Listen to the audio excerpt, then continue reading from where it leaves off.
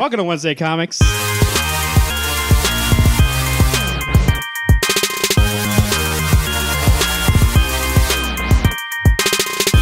Brought to you by rootsoftheswampthing.com and SuperCon 2018 Return of the Con.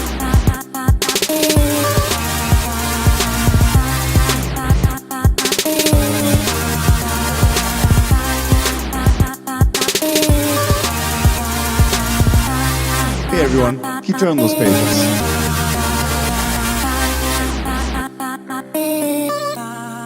Welcome to Wednesday Comics. To my right, we have Thor Odinson himself. Alex, how you doing? Hello everybody. And across from me, Tony Stark himself. Garrett, how you doing?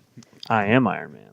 And I am Steve Rogers. My name is Marvin. We are Wednesday Comics Podcast. We review comic books, but this week we're also going to talk about a little movie came out, a little indie film called Avengers Endgame. Right. I heard it made no money over the weekend, so probably could get another one. No, 1.3 billion it made The 1.3 billion? worldwide. Wasn't Nice. it in like 2 days? By Or- Saturday domestically, I think it made 290 or something like that, Damn. which was already like breaking the record, but now it's like 3.5 or something like that. I don't know. Whatever it is, we saw it. We'll talk about it. Once again, we do a spoiler-free review at first, then we'll dig deep. That wasn't on purpose. That was me not being able to say dig deep. Let's do these back to back. Dig deep. But first, before we get into reviews here, free talk. I wanted to ask you guys a question because me and Garrett went on a road trip this week, and I was going to ask, and I know you talked about recently. You went on a road trip and read some comics. What's some good road trip comics? You catch up on stuff, or do you catch up on a book you've been meaning to read, or what? Hey, Marvin, I got you. Why the Last Man? Literally a book for you to catch up Or on. Descender. One of those two. I'm right caught up on Descender. Okay. Yeah, You say so. we'll talk about Descender later today. I got it all right here.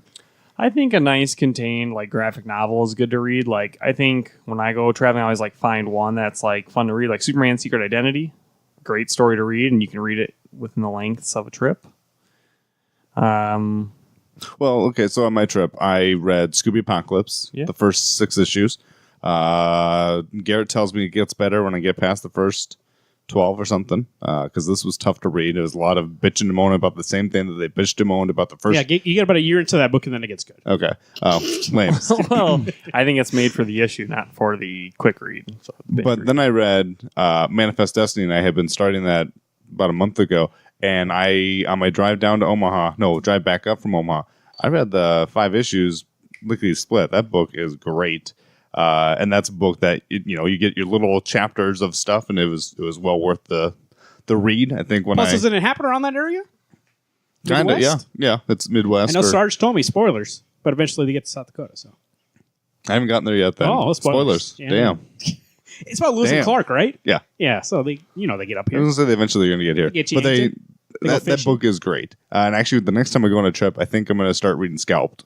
Oh. you know, So, What about I you? think what I'm gonna do, because I'm so far behind in a lot of stuff, I'm gonna use the catch up. oh, me too. I'm bringing a crap ton of comics. Especially we are leaving on a Thursday, so I'll probably read that week's books. Finally, actually read them on time, and then catch up on anything from the last couple of weeks. Because if we don't talk about it on the show, I put that shit on the back burner, and I even if we do talk about it on the show, Yes. you put it on the back yeah, I read burner. all the books this week. I did not. Boom. It's nice. What? It's refreshing. Which book did you not? Oh, you Ascender. didn't read- Oh, the 1 out of 6. Nice, Al. I feel really great for you. Oh yeah, I forgot you didn't get it, or you're gonna get it, but you didn't get I it. just haven't gotten it yet. Because in we my just head, spoil the shit out of it when I was for you? reading, I was like, "Well, it's 2 will fill me in." Hope it was worth it, Al. No, I mean, Hope I it was understood it worth all. Yeah, I think that's what I'm going to do. Catch up with some books. Obviously, I'm a digital man, so I just could bring an iPad or maybe my phone. And No, I got to bring paper comics. I got to bring So, a lot. in all honesty, that was the one nice thing about Hoopla right now is that I was reading things I don't own. And so I could just read it and be done with it. Didn't have to worry about bringing any books. The one nice thing about digital was that buddy, it's all in one. It's all in your pocket. I'm going to bring a shoebox. You're bringing a comics. shoebox. You should Full bring a comics. safe. I'm going to make sure that they get stolen. Then I'm bringing only my tablet. Oh, make sure Also it gets gets stolen. stolen. Hey, you got to bring your phone, dude. We'll stop at a gas station and I go, "Hey, free comics already in the box." Oh, jeez, dude, I'd kill you. You wouldn't make it to our destination. Who knows what that is? Yeah, so I think I'm gonna catch up with some books. I'm looking forward to it. I don't know what I'm behind on. Even I would have to make that list first. Probably Backhammer 45, like you said. We were talking Yeah. about it earlier. And I catch up on that.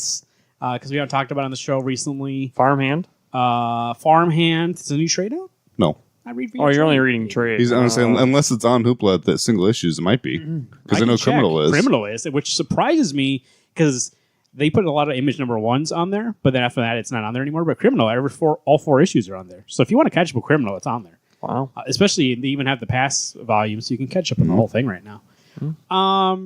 Which is not a bad idea. No, it's not a bad idea. Maybe I'll read that Spider-Man. Go check it out. Oh, I did actually. Which Spider-Man? The Superior Spider-Man. Oh. Which is the one that's not coming out now? Friendly Neighborhood Spider-Man. That's the one. Tom Taylor? Yeah. I did recently check out the DC Universe app. By the way, I watched Doom Patrol. We talked about it last week. I did enjoy the first episode. Something I do find shitty about this app or about this whole service. You get a week for free and then they charge you?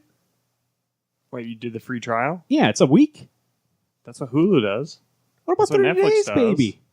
Yeah, it's too much. You can't give me 30 days? I guess that's true. I could watch like a whole series then and just never pay for it. But I got that app, so maybe I can read some DC comics. I actually do enjoy, once you get into a comic, they don't have a bad comic reader, but finding your comic on that app, even though they just updated it and they said, hey, easier to find your comics. I don't know why it took an update and why that wasn't like the first thing you guys did. But it is better. It is not Still great. not great, yeah. It's still, if you look at it, I don't know, whoever designed this thing knows how to waste space. It's probably made for like a bigger screen. Right. But there's such a waste of space. It's like one picture of a comic and then you have to like scroll down a lot to get to the next one. It's like, dude, there's a lot of waste of space here. Yeah. Like, give me a smaller view or something. But there's some good stuff on there. So maybe I'll catch up with that. Maybe some detective. If we read an issue this week, we'll talk about it. Maybe I'll read some detective. Who knows? Possibilities are open, but I do want to catch up on some books. Garrett's going to bring a shoebox, and Alex likes to catch up on some recommendations via Hoopla. Actually, I should catch up on some recommendations. Why the Last Man? Good choice. We recommend Why the Last Man to you I thought you were talking about Realm, but I guess... before you die. Realm? Yeah. You got what? Did the first Trade? It's good, but in all honesty, that book isn't as concrete as it used to be. It seemed to be when you go from issue to issue, it's like, how did I get here? 'Cause I don't remember. You think I could finish Why the Last Man on our trip? Hell Oh, no. yeah. No, he couldn't. It's 50 issues. The time to get there is 10 hours. And the drive back. 20. So 20 hours. Can I finish 50 Some issues? issues. I mean, So if it takes 10 minutes to read a comic, roughly. We'll say 10. So I got about 6 an 250 hour. minutes. 60 in 10 hours. So I already finished it one way. So you need But I would be the whole 6 time I have to read it. hours on each way. once you get started, though, it won't be a Or problem. 4 or You 5. keep going on. Yeah, that's true. There's some issues that aren't so wordy. I will try it out. I'll rent it on Hoopla because I'm not bringing those books. Oh, I thought they were gifts, but cool. Then don't read them. What if it man. gets dark? How am I going to read in the dark? Use your night vision goggles. Yeah, use a flashlight like any fucking other person. Well, and plus, if you're leaving in the morning, why would it matter? Yeah. Where are you driving to? The center of the I earth? didn't tell you that. We're going to a cave. Holy shit, you're going to hell. We're trying to find Sweet. Hellboy and Batman one shot. So One, that'd be a great book. We'll find them at the bottom of the box office. something we forgot to do here, guys, is Decide who's got what? yeah. So I'm just going to start it, and you guys choose amongst yourselves. Criminal number 4. Here we go. This is Ed Brubaker, Sean Phillips, and his son. What's his son's name? Jacob Phillips. There we go. This story, we have a little one shot here. It is about Ricky Lawless. March 1993. Ricky just got out of jail, I believe. He still got his little jumpsuit on, and he's been doing Crystal. Little That's Crystal. how we got paid. He does line after line after line. Hasn't slept in how many days? It says 5. 5 days. He does lines every 20 minutes until it's gone. Yep, awake for 5 days. It's becoming a problem. So, in this issue, there is a lot of. You know what I love about Criminal? It's exactly what happens in this issue. This issue is self-contained. You can just read this and be fine and get a full story. However, there are ties to other books and other criminal issues in this book. And so if you read that, it's a nice little being like, oh, yeah, that thing. And, A nice payoff to doing your homework. and if you read the back matter, we're finally going to see how Teague Lawless dies in the next issue. Spoilers. Or the next arc, I guess. That's what Ed Brubaker said. So Which is a thing in Criminal they keep referencing for the longest time. Since the first trade we talked about, by the way, book club show. Go back and listen to it. So we'll finally see it. So I read issue 3 and 4 back to back, and we had Ricky in issue 3. So I don't know where this takes place in time. This issue 4, 93. So obviously before the story that we read. Oh, let me find issue 3. Which one it takes place? Now with the Leo, he's the main character from Coward, right? Yes, Okay, I believe so. Right? I didn't think so because he didn't look quite right. He looked different. He looked younger in this, but maybe he was younger. This is 93. Oh, there's Lawless. That's not the one. I think it's behind Garrett somewhere over here. But anyway, I don't think it was Leopold, but maybe it was. Well, He I don't just know if there'd seemed be he anybody else seemed named more Leo. put together. But this could be post that book. I don't know. I haven't read. I'm not sure if Leo's died or anything because I've only read the first volume, so I don't know. I really enjoyed this issue. I think it went really quick. I feel compared to 3 and 4. It's really interesting getting more backstory on Ricky, and that he was obviously tripping the entire issue because constantly he just couldn't focus. Coward was about Leo Patterson. Well, that's him then. Yeah. Lawless is about Tracy Lawless, not Ricky's brother. So, obviously the art was great. Story was written. Dude, I got to say something because when we read the first issue, I had a little complaints about Jacob Phillips' colors and how it didn't look the same. I still enjoyed it, but especially also my Heroes Are Junkies. The way it looks, it's not exactly the same, and so it kind of took me a second. I don't know if I'm used to it now or he's kind of changed it up, but this issue specifically looked like Old Criminal. Yep, I was gonna say this one looked darker, more gritty, like it used to. Yeah. It looked great. It was fantastic in that. But also, the thing is with this book, and I'm trying to find issue 3 here to see when it took place, but the thing I love about Criminal, here it is I read this issue and there's nobody good in this issue at all.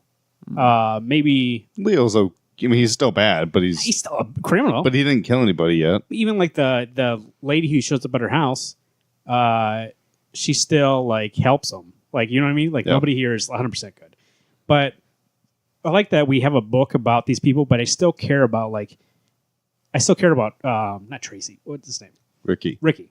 It's I don't want him to get hurt or anything like that, but it's I don't like him though. Ricky, I'm kind of on the edge of someone should have shot him by now because he talks to an old acquaintance of his who was also in prison for 5 years, and Ricky goes, "Hey, bro, you can help me out," and then beats him with a baseball bat and fractures his skull. Well, he's trying to help Leo out, baby. Of course, because this guy supposedly knew or was one of the people who killed Leo's dad.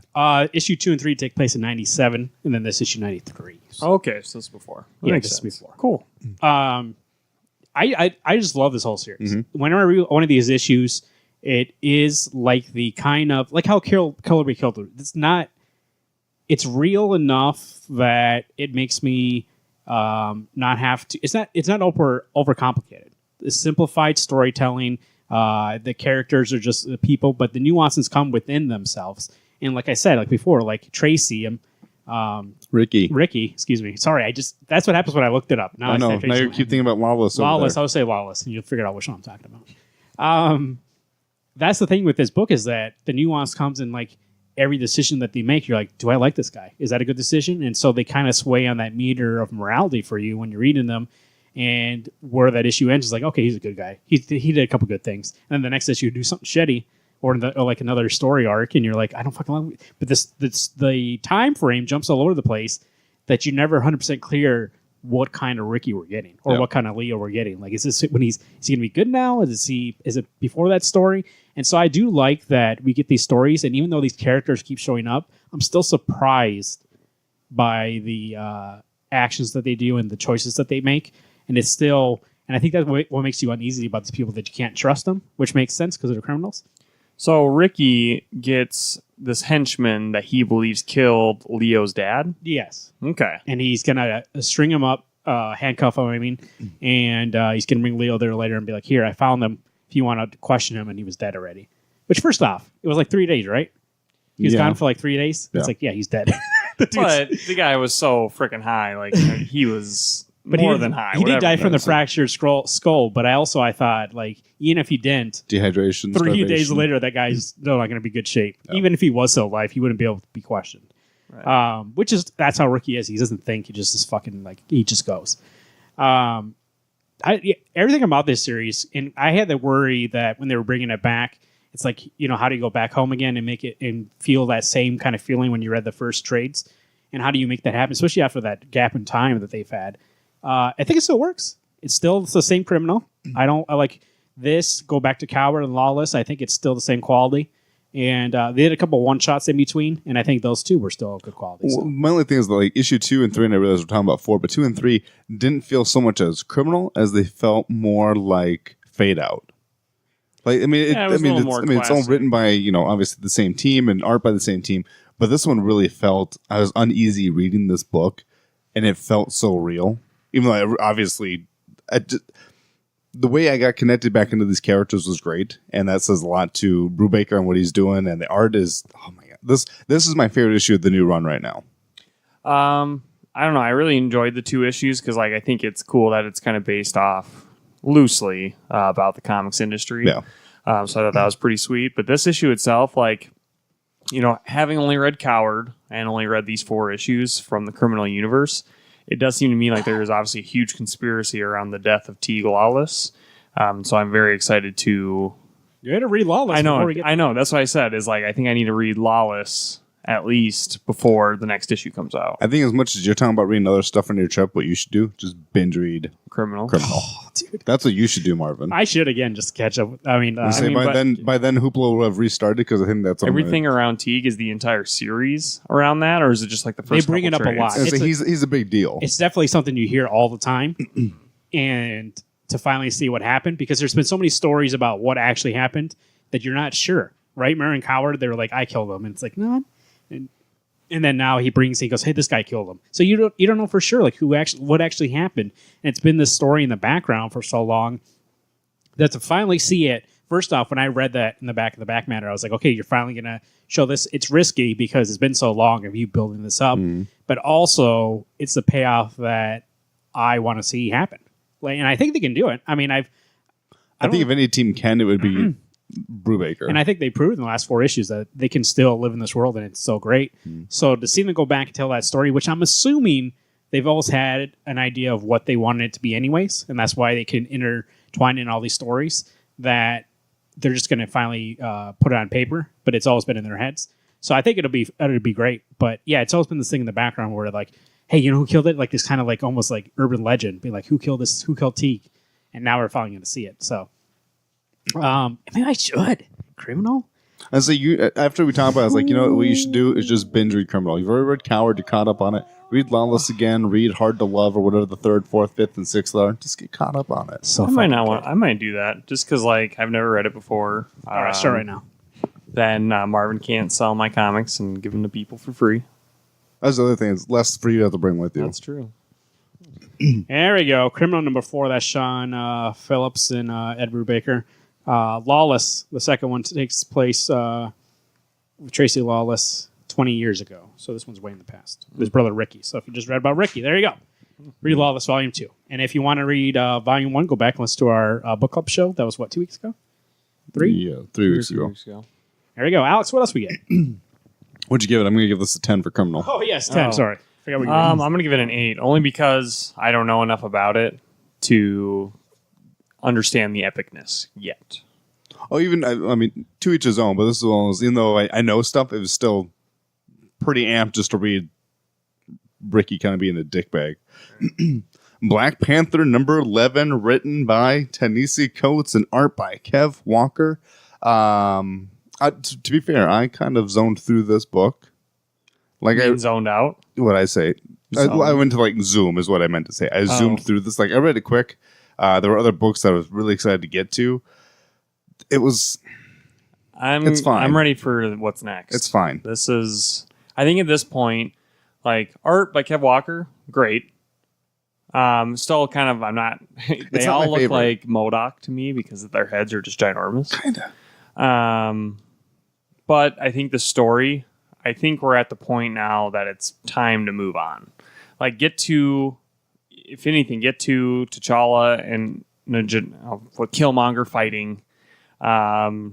Get to T'Challa remembering his memories. And, like, at the end there, we kind of got a taste of that. But now he's going on this memory quest to get his memory back. It's like, we should have done this like 3 episodes ago, or when he got that spear or whatever. I'm just kind of bored. Well, I think we've been on this planet now for 3 or 4 issues that I'm like, okay, there's other stuff that could be going on. And maybe I realize I shouldn't be critiquing a book on maybe there's a big story that's coming up. Who knows? Maybe the next issue is amazing. But I am getting a little burnt out reading the same stuff over and over again. And Kev Walker's art is fine, but I think my problem is I want to go back to that rotation of artists. I want that refreshing feel. And now I'm just kind of like, oh, okay, we're there. Well, Daniel Acuna's coming back issue 13 and showed at the end of that book. So I still have one more issue left to go? No. I mean, 12 is going to be is going to be Jen Bartel again. Yeah. So that'll be great. And then the next issue will be Daniel Acuna after that. But what did you think, Marv? So at the beginning of this series, we all enjoyed it, but we understood that it was going to be a slow book. But I think that works at the beginning, and eventually you have to kind of ramp it up.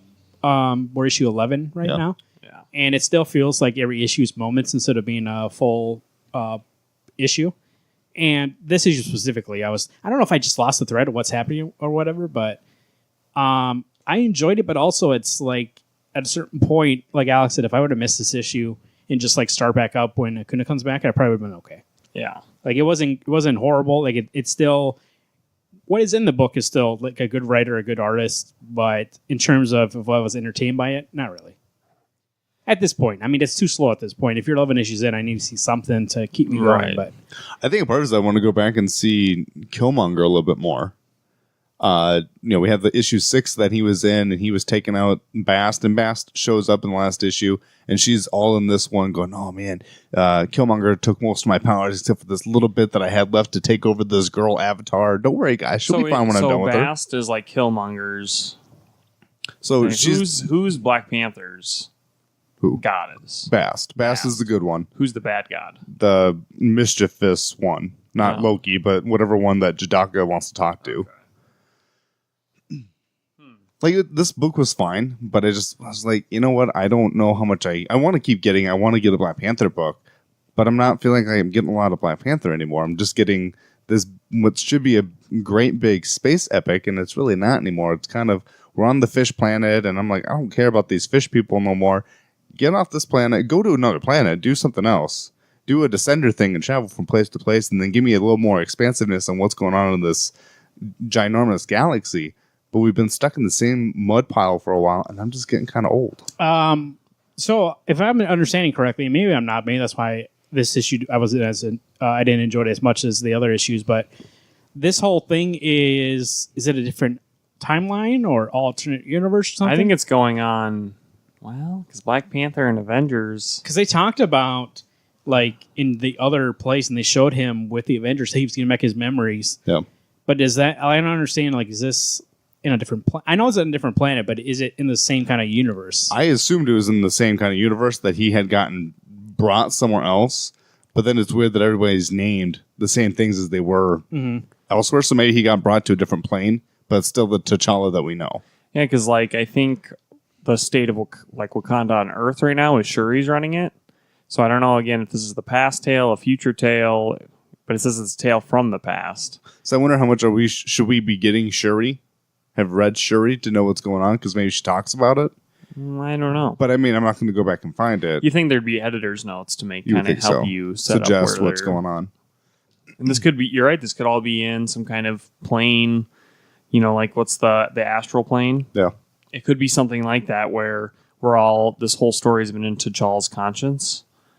But again, I don't know. This seems like Ta-Nehisi Coates is planning the long con, like not the long con, a long story, the long haul. But again, I think if you're not going to get to the climax, then you need to at least give us things to be like, oh crap, this is heading somewhere. Not just like, well, the next issue is probably going to be another discussion. And then the issue after that will probably be discussion based off the previous issue's discussion. It's like, okay, at some point, we need to hit objectives. The only thing that seems misleading in the issue 4 of Captain America that Ta-Nehisi Coates also writes is that Black Panther's in that issue, or 3 or whatever it was. Yeah. When they're going up against Nuke, and I thought, oh, sweet. These books are going to coincide to a point, or at least kind of have a crossover. Well, obviously, that's not right. This has to be in some different timeline. Past, 100%. future, different timeline or something He's in the like that. Avengers book right now, and there's no way he can be in space and on Earth. At the same No, time. that's Alex thinking. Don't do that. That's I know. wrong. So I don't know. I think we need better context. I'm not saying the story's bad. I just think, again, we've been in this little void for a while now. It's time to get to the next part of the story. That's what it is. Manifold. Manifold screwed everybody over. Yeah. I don't know. He can jump between dimensions. That's what he's been doing. So I would give this issue a 6. And that's mostly for the art. I mean, Kev Walker, yes, does do giant foreheads, but I think the art's consistent throughout.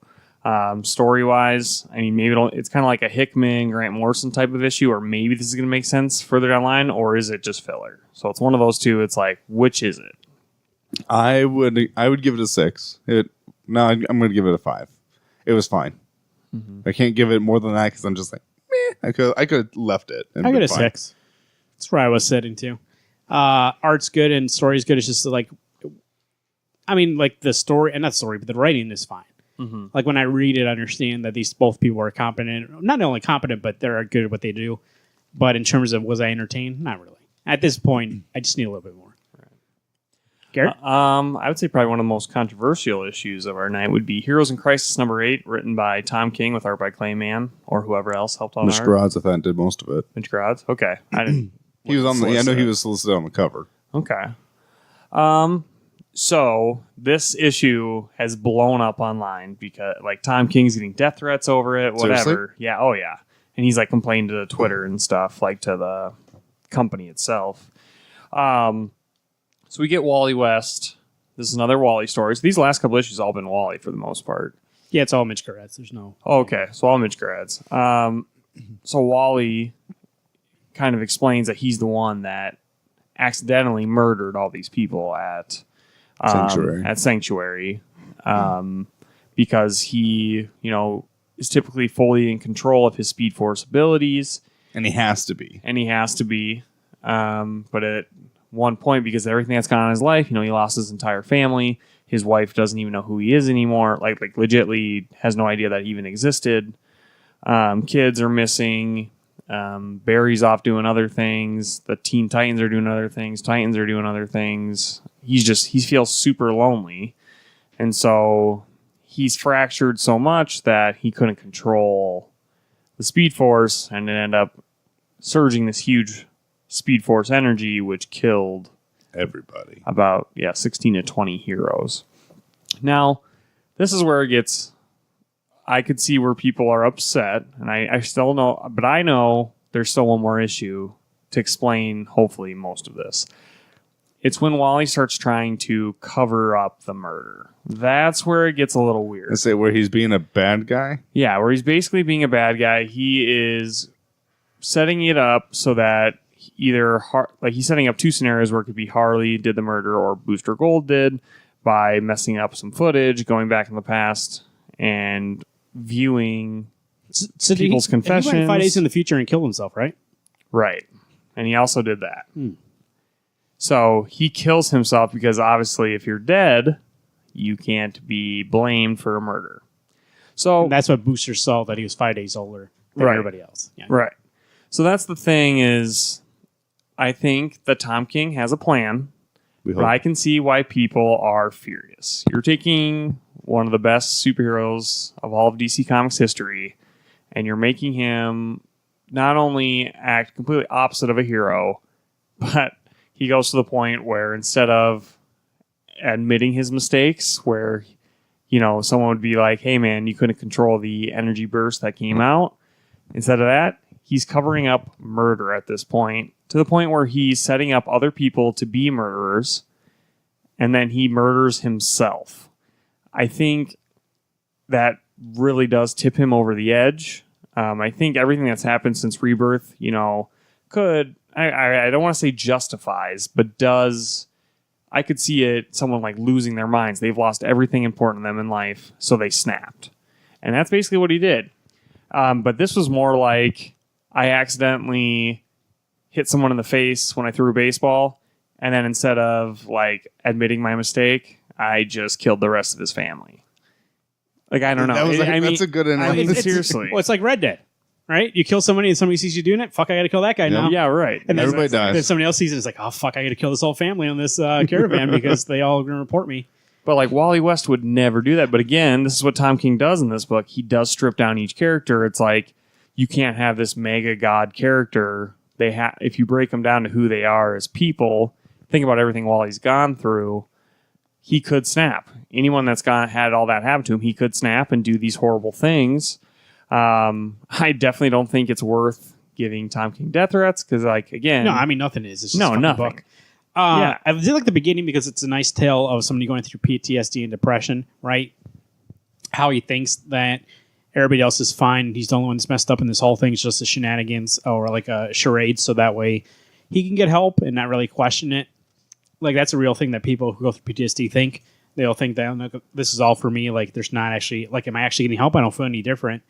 Things like that. And then that's when he breaks down and, he does a thing, yes, that he regrets and tries to cover it up. I think Tom King is trying to show real life, like how this happens. Somebody has PTSD. They have moments that they act out on it, not of their own accord, but accidentally. Something happens, and then now they don't know how to fix it. The only difference is that Wally can, with his powers, try and fix it. And it doesn't work in terms of, like, if you're going to have this character, like, go away, and this is going to be, like, the final thing, yes, that works. But for some reason, and it's not Tom King's fault, but DC's going to be, like in 2 months, he's going to be back to Wally West being the hero. And it's like, dude, just fucking kill all these people. I got a weird, this is my brain thinking, and this is obviously not been established. Wouldn't Bruce Wayne, Batman, have a gadget that tells you, hey, by the way, a big ridiculous force just went off at Sanctuary? Secondly, why wouldn't Barry be attached to this? He's attached to the Speed Force all through Earth, all through the galaxy, all through everything. How is he not noticing? Because there's this big flare? Wally changed enough things, and I mean, he planted footage. I mean, there's so many things that he set up to make it seem. But again, Wally, technically, I could see why he's not a suspect because he's dead. You know what I mean? Like, no one's even thinking, why would it be Wally? Oh, I see. Because he was murdered also. Even if they could read the pulse, Wally's dead. And the only person who knows that there's something wrong is Booster, right? Right. But now if Wally goes and kills 5 days ago Wally, how is Wally still alive? So we're getting into the weird time paradox. You can't kill yourself and then survive it. Right. But maybe he is dead too, and we're just... Unless you were the past Wally to begin with and you went and killed the future Wally, then you'd still be in the past and you still would have screwed things up. Yeah. I don't know. I liked it. I mean, the art's great. I did like the beginning half. The last half, like you said, it depends on what happens in the last issue. In terms of this issue, it's fine. But in terms of how it plays out, that's where it's going to matter. I feel like we've gotten away from what had originally started this book. Like that, this book isn't what I hoped it would ever be. I really was kind of hoping it was going to be this not hospital, but this place where you went and just kind of listened to the heroes. They're doing these things to decompress themselves and get back to where they can be mentally healthy. And, we had Bruce, we had Clark, and Diana were there, and now they're off doing their own thing. That I'm just there's things that... I think this story would have been better if there wasn't a murder mystery at all. Kinda. I think there could have been something else that was revealed, like maybe Wally has to deal with the fact that his children don't exist anymore. Like something like that, like something that really dives in each character's depression and what they're going through. But now this murder mystery has kind of taken over the book, at least in the second half for sure. And I think that is a disservice to what Tom King has been trying to do. And, now that he had to find someone to be the killer, now we have to explain that story. And so this book where the premise was, hey, these heroes are going through a lot, we need to break that down. It's turned away from that and it's like, well, let's find who the murderer is. How can we make this a movie? Yeah. And that's what this feels like. It's not about a story anymore. How can we anymore. get more... Yeah. Right. So, That's the thing. It's like it was advertised and is set up like an event when it really should just be a smaller book, like Mr. Miracle was. Right. Well, then I think the thing that Tom King always does so well is he does break down the character. He gives you this way to look at another character, a character that you may like or know nothing about, like Mr. Miracle, and give you a reason to care. Where in this book, I'm just like, I don't care. I know most of these characters. The ones that I would like to know more about are, Bluebird or Blue Jay or whatever his name was, and Captain I've died 1,000 times and someone keeps bringing me back. These are things I'd rather read about. As how these characters process what they're going through. And I agree with you, Garrett, that I would rather not have had this big murder mystery because, no offense, I don't care. I wanted to get to know these characters does. that no one gets to see. Yeah, it distracts from what I don't know. There could have just been another storytelling device where it didn't necessarily have to be an event. That it could have still portrayed its message without diving too deep into this. Now they're like full over the edge. It's all about the murder mystery. So I'm gonna give this issue a 7. Like I get it. Like the art was really good. You know, I think that Tom King is gonna wrap this up really greatly in issue 9. But I think as an issue by itself, that's always what you're trying to do. If you have issues dependent on future issues, then like this is what can happen is where one issue doesn't feel satisfying and is just a piece of a whole. So that's why I give it a 7. Yeah, I'll give it an 8. I mean, this is the first issue where I think all the issues beforehand, I was like, I can't wait to read the next one. This one here, I'm like, okay, well, we'll see what happens, but I'm not really super excited to see what happens. Right. I'm nervous to see what happens because there is a way that you got to wrap it up where everything. You think Batman shoots up and shoots him with the gun? Why not? In the head? Dodge this, I'll say. Oh, block. Wait, that's Matrix, sorry. It was 8. What did you give it? I'm going to give it a 7. Okay. And I think the art was fantastic. I thought Gross did a great job. But the story doesn't feel like Tom King. And maybe it really is. This is how he decided to write it. And obviously that is the style. Mm-hmm. But it doesn't feel as personable as it normally is. And I'm honestly at the point where I don't know. This might be the first book by Tom King that I've read that I don't think the landing is going to stick potentially. We'll see. We'll see. We got it'll one most more likely issue. be. I'll probably put it on the list next time for us to finish up since we've obviously taught 90% of the book. Mm-hmm. We'll see if it lands it, but I am a little weary. What book am I talking about? Whatever you want. There we go. Ascender number 1. This is Jeff Lemire and Dustin Nguyen. The sequel, pseudo-sequel, I guess I would say, because it's supposed to be a sequel, but its own standalone series. Coming off of Descender. Great book. Here you go, Jeff Lemire and Dustin Nguyen teaming up again for the story set in the future of Descender. 20 years have passed, something like that? 10. 10 years have passed. Now magic rules. Robots are all gone. And we have Ascender number 1. Garrett, what do you think? Did it live up to the hype? I'm going to say not quite. Because I have some gripes with it. But first off, the whole premise of this book is magic is taking the forefront in this universe. There is this new cult. The cult is based off someone named Mother, who is kind of like the emperor, whose goal is to remove technology out of the equation and then to be the primary magic user in the entire universe. There was like a descendant group of mothers, and as one died, the remaining will get more power. So now there's one left, and she has all the power of the descendants. Hang on. So they've got the Phoenix Force in them, and they're sharing it amongst Highlander. There can only be one. Yeah. And so we go between that story and then Andy from Descender, your favorite character, Marvin. Yep. His daughter is in this universe, and you can tell that, based on how their stations are set up now, is Andy's trying to keep them safe. So because Andy's is obviously part of a huge robot relationship with Andy's wife being a cyborg, and she is gone. Dead. We don't know dead. He said dead. He said gone. That means dead.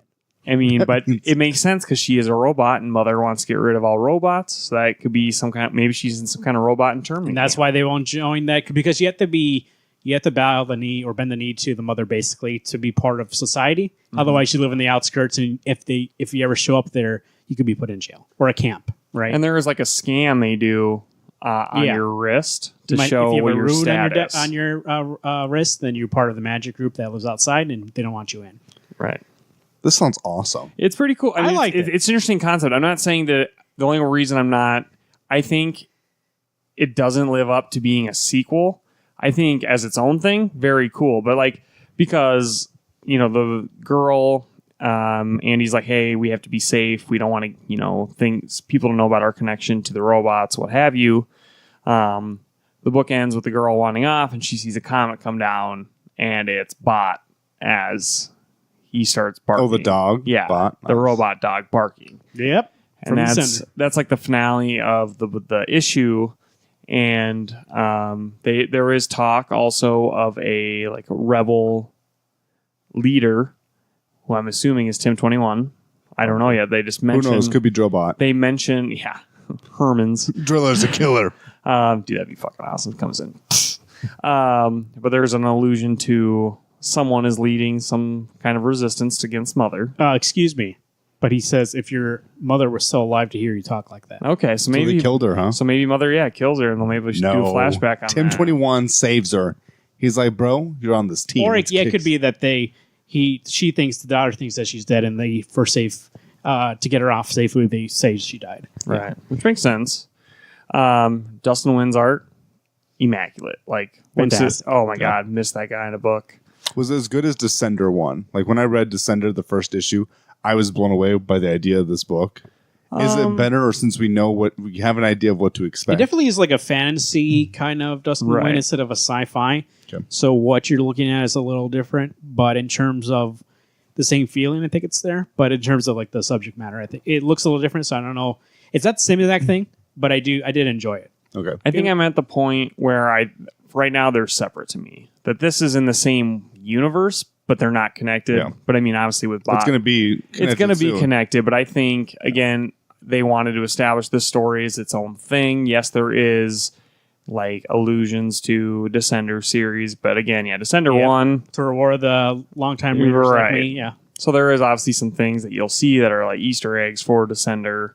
But again, we need more story to see what happens next. I would give it an 8. I enjoyed it. I think it was a good opener. Based on the cliffhanger with Bot, I'm like, okay, I'm ready to see like if Tim 21 shows up, Driller. I'd love to see people from that from Descender show up, and I'm interested to learn more about the Magic universe.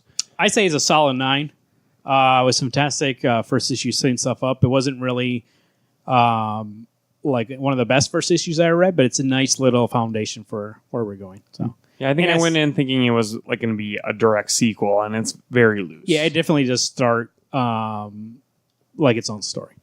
That makes me excited to read this. I hadn't read it. It's on my docket. Just haven't gotten to it. Yeah, as a fan of Descenders, there's a lot of Easter eggs, and so you get it. Shut up. yourself. It was good. I liked it, especially the art. Art, And so good. the main character, I do like her. What was her name? I can't remember. I was trying to look it up here, and then I got distracted Is it by that mother part. might be Mia? I think Neo? The one? no One. Mila. Mila. Well, should we move on? Yep. Ready? Aaron? It's Alex. Sorry, go ahead. Holy shit. Fantastic Four number Disney number 9, twin. written by Dan Slott, art by Aaron Cooter, Stefano Caselli, and Paco Medina, and the Assad Riba cover. Spectacular. Wait a second, what book? Fantastic Four. We were supposed to read Fantastic Four? Yep. Was it on the list? Yes, It was on the list. And you posted it twice. I sent it to you yesterday, so you remember. I'm going to look at this list. So he hasn't read all the books for this I week. guess not. What did you read instead? Yeah, what did I read instead? I read, let's see, let me look at your book here. My book. Your list. Yeah, read that. What else did I read? Anyway, so Fantastic Four. Guess you're getting spoiled. That's fine. We picked up from Oh, where. never mind. Would you did read it? I only read 5 issues, I guess. I thought I read 6. Go ahead. Oh. I just missed that totally. Both times I read it. Oh, okay. So it's just you. Okay, you're weird. Get your eyes looked at. So we pick up where Susan Storm has evaporated the machine or the outfit, his armor, off of Doc Doom, and Doc Doom is freaking out like a little pansy. Well, it's clear that obviously he's returned back to his disfigured self. Was he always disfigured Well, I 'Cause I think never- so, but I think he was using magic to make himself look nice? Right. Okay. And so basically, He's Susan embarrassed Storm now. has a new power that she can make like magic invisible, or at least make his armor invisible. Well, so maybe he wasn't. Well, using she must have magic made the at that point. armor invisible so that they could see through it, because then his hands start to fade away. Anyway, and as they're having a conversation, we're being told by Susan Storm that the 4 of us were family. We've all learned to do things, and we're always together. And that's how they got this little space where she could go through and attack him and break the sound barrier that was distracting her. And we get Johnny, who has been able to absorb heat and then blow out the glass water case that he's been sitting in. And we watch Mr. Fantastic might have been the creepiest one, where he was breaking his skin just to get out. His skin was stretching so far that it started cracking his skin. Yeah, that one was like, okay, I don't know how much you were really being powerful, or you're just like, nah, whatever, I gotta do what I gotta do. Rip off your face. Wow, that would hurt. And they're talking to Ben, and Ben's like, yeah, guys, I'm just waiting for you guys to get free so I can come out. Breaks his stuff off. They go to over to Galactus, where Galactus is now Mountain Doom, and which we find out was named after Dr. Doom's late father. Ooh, too soon. Snap. This was one of those books that this feels like Fantastic Four. Like, it just seems so ridiculous. It does, but I was not a fan of this issue. Oh, really? No, I thought this was a horrible conclusion to the arc. I liked the parts in Latveria, actually. I didn't care for the Franklin stuff or the Valeria things. That part, totally boring. I was like, who gives a shit? This isn't Fantastic Four plus the kids. I know Marvin would disagree. He loves the whole family. But this is one of those things I kind of was hoping for. Maybe you're right. I wanted a little bit more of a beat down. Right. And Dr. Doom's upset because, and I didn't think that just because Susan made his hands disappear, he still couldn't use magic. It just means his hands are invisible. No. So that was kind of weird. Not a big fan of that. Johnny tackling Doom's whatever lady. Victorious. Yeah. Yeah. That part also was like, okay, sure. He basically just ties her up and is like, hi, you can't help Doom anymore. Okay. Yeah. So you're right. This book, now that I talked to you, I was like, yeah, they make the Fantastic Four seem so strong, and they make Doctor Doom seem so pansy-ish. So this is issue 9. Yeah. 7 and 8 were great. Great start to that Doom arc. Doom was amazing, but I think the Fantastic Four basically being like, we duped you. I think that was pretty weak storytelling. We duped you. I mean, that's what it was. It was just like, you thought you had us trapped. We had you trapped this entire time. It's like, yeah, I don't think so. Yeah, it's like, I don't think Dr. Doom's that stupid to be like, oh, they could do this. Yeah, I believe that Dr. Doom would have looked past something going, yep, you guys aren't smart enough to figure this out. There is a weakness. Yeah. But, yeah, you're right. For him being how maniacal he is and how calculating, I'm like, oh, the Human Torch can still break out of this water cage? Like, okay. But the one thing that bugs me about a book that has a villain who has captured the team that he wants to beat, and of course, he has to go for I want to embarrass you guys. It's like, really? Just kill him. If you're going to do anything, if you ever learn anything from Van Helsing, the movie, is when, what's her name? Her actress name, Kate Winslet. Crap. Not Blanchett. Marvel, what's her name? Who? What's the actress from Van Helsing? Oh, Kate Beckinsale. Beckinsale. When she tells the evil vampire chick going, if you're going to kill someone, just kill them. Don't talk about it. Just do it. That's what this needed to be. Yeah. They all needed to stand up going, Doom, you just got to do it. Stop it. And then beat the shit out of him. I did think the most interesting part was that the Fantastic Four getting out of their trap somehow gives the power. Because what happened is Doom has been sucking the energy out of Galactus to fuel the energy for Latveria. I think it was cool. Somehow the Fantastic Four were able to figure that out in like 3 seconds. Be like, let's just give him the power back, you know? And so Galactus gets this surge of energy that he once had, and he gets it back. Well, now he's acquired a taste for that same amount of energy, and he knows he can't get it on Earth, so he leaves. And he's looking for that same type of high, basically. That part was probably the most interesting part for me, because it's weird. It's really odd that Galactus is basically, it's like having a feast set out in front of you, but you see someone else has a bigger feast, and you're like, this looks cool, but I want that. Yep. So that's what he's going to do. Well, and apparently he had made an oath with Earth through Reed Richards that you will never attack this world again, or we will kick the shit out of you again. And he's like, whoa, bro, I ain't going to fight you. There's a better feast down the street. I'll go over there. And then hated the last page of the book where the Fantastic Four reunited with all the other family members, and Doom's like talking to Alicia's parents and is like, team thing right here. You know, it was the onslaught cheesiness that we got in Spider-Man that did not like. I'd give this issue a 6. There was parts that I wanted to be excited about, but like I think that Doom was used as a patsy in this issue. Like he wasn't like the first 2 issues. I was like, that's Doom. Yep. This one felt like they dumbed him down to a Doom bot was running the sticks. I'd give it a 7. I actually enjoyed it before talking to you. But then talking to you is like, oh yeah, you do open my eyes to this wasn't nearly as good as it could have been. No, I mean, this is a a true showing of how your arc needs to stick the landing, else it's going to be sour taste. And I think like to have Doom be such an epic part of this arc, and then to kind of have it fart out. Yeah. What? That's that's Like a about right. balloon, just like it fizzles. That's I got All nothing. right, say fizzles then. Okay, fine, it fizzles. Wait, why can't I say fart?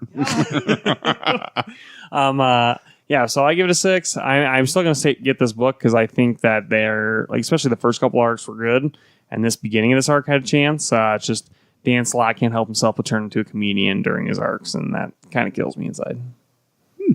That's good. I like that.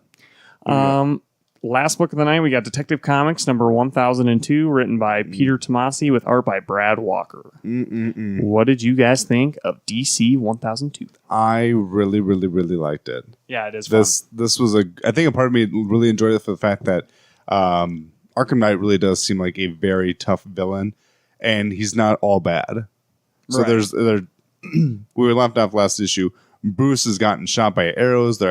He's losing blood, a lot of blood. He's starting to get tired, but he still has to fight Arkham Knight. Arkham Knight's got him pinned to the ground, and the cops show up and they shoot at Arkham Knight. He gets blown off Bruce, and Bruce is kind of trying to run interference between the two, but it's kind of hard when you're getting shot at by armored douchebags, and then the cops are still yelling at you to be, cooperating. Then to find out that Arkham Knight isn't all bad, because once the crossfire starts between his knights and the cops, and if people, I wish you guys could see me do this, I am talking with my hands trying to point out who's shooting at who. Arkham Knight jumps in the way to actually block random gunfire from another cop getting shot. So it's one of those things, he's not bad. He's doing what Bruce would do, but he's actually being way more effective. And then we escape, and Bruce and I love there's a 2-page spread of Arkham Knight talking to Batman, goes, "It's your call, Batman. What are we going to do? We're going to finish this fight." So you see there's Batman, there's Arkham Knight, there's the cops, there's the Knights people. And then you just kind of go, that little cut down to, here's the split second. We'll do this later. And they go their separate ways. That was cool. It's kind of like a meeting of the minds being like, yeah, There's too many we're going to innocents. finish this, but we're not going to involve everyone here right now. So then you get back to the Batcave, and Alfred's trying to stitch up Bruce. And man, Bruce has got a lot of shots in him. Yeah, that's a lot of arrows to still be alive. Holy shit. And Alfred makes the joke of, if you keep moving, you're going to lose more blood than I could put back in you, and blah, blah, blah, blah. It was a nice little exchange. Damian didn't feel like Damian, though, for me. Like he did when he was in the cave. But when I thought he did. I mean, he sends him off. So basically, since Bruce is injured, he sends Damian off. And I think it was kind of lame how he goes to find the energy source underwater. That was weird. And then he goes in there, and then Arkham Knight, and then basically capture him right away. Yeah. And I thought that was pretty weak, because I don't think Damian would be like, it was like a James Bond scene, like going underwater, and he gets captured right away. It's like, I think Damian would have been a little smarter than not to like look up ever as he's. Well, I feel like seeking him. Damian is, so well trained by League of Assassins and Batman himself that you would have had either some sort of sonar, or your suit tells you there's people moving towards you. Oh, okay, I'll look for them. See that moment there felt like un-Damian.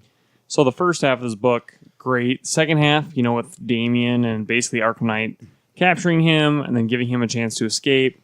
He escapes and goes through this manhole, and then he sees the Arkham Knight, and Arkham Knight takes off his mask, so Damian knows who the Arkham Knight is. What does he say? Um, He said, I guess it'll be a little harder to convince you to join my side or something like that. And then Right. I know the end of it was branded. So then it made me nervous that's going to be Red Hood. I know it's not. Yeah. His hair's Jason Todd. black. We know that. Holy shit, I know who it is. We see it from the back. It's the bad Tim Drake from the alternate world. could be. He I would has not like that, though. he has a very hairy neck. I noticed. Oh, it's Sasquatch. He has like a red undershirt. What if it's Damian that killed him? Like the older Damian from Talia? Batman Incorporated. Damon did seem shocked, like he knew who it was. He recognized that person. Well, he did take off his helmet. Hopefully he would. But if it was somebody you never know before, you wouldn't be It's shocked. Batman world. Like, You those wouldn't be kids know shocked about everybody. it. You wouldn't be shocked about it. Whoa, your face is ugly. Maybe that's why he's so surprised. Like if I saw you under there, I'd be like, oh shit, it's Alex. But if I saw somebody random, I'd be like, who the fuck's this? That's Corey. I feel like it's somebody dead, though, that we didn't know was still dead. Yeah, right. Wally West.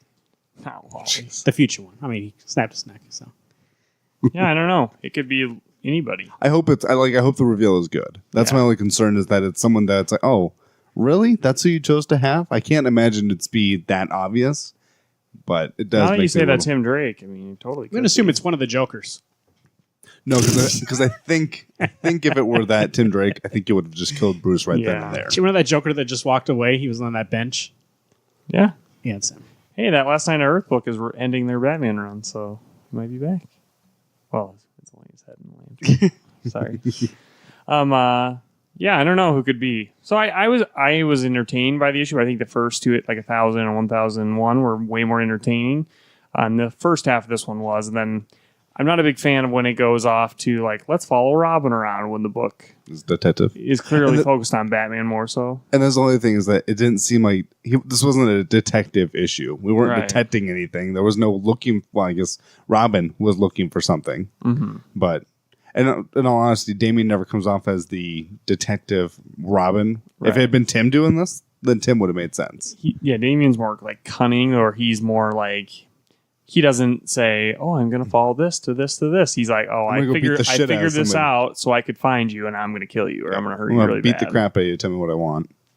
I'd give this a 9. I actually really did enjoy it, even though the second half was a little weaker. With the anticipation of who the Arkham Knight is, and that first half was great. That scene of killing the tension of it's your move, Batman. I really did enjoy.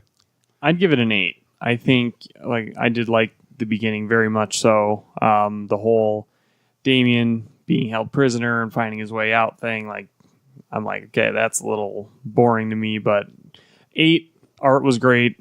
And I am very curious with this Arkham Knight. I think he's already way better than the video game version of Arkham Knight. I give it a 7. Nice art. I did like it's a nice, like I've been saying for weeks, nice little blockbuster thing. I'm trying to figure out who this is. Do you think it's Henry Ducard? No.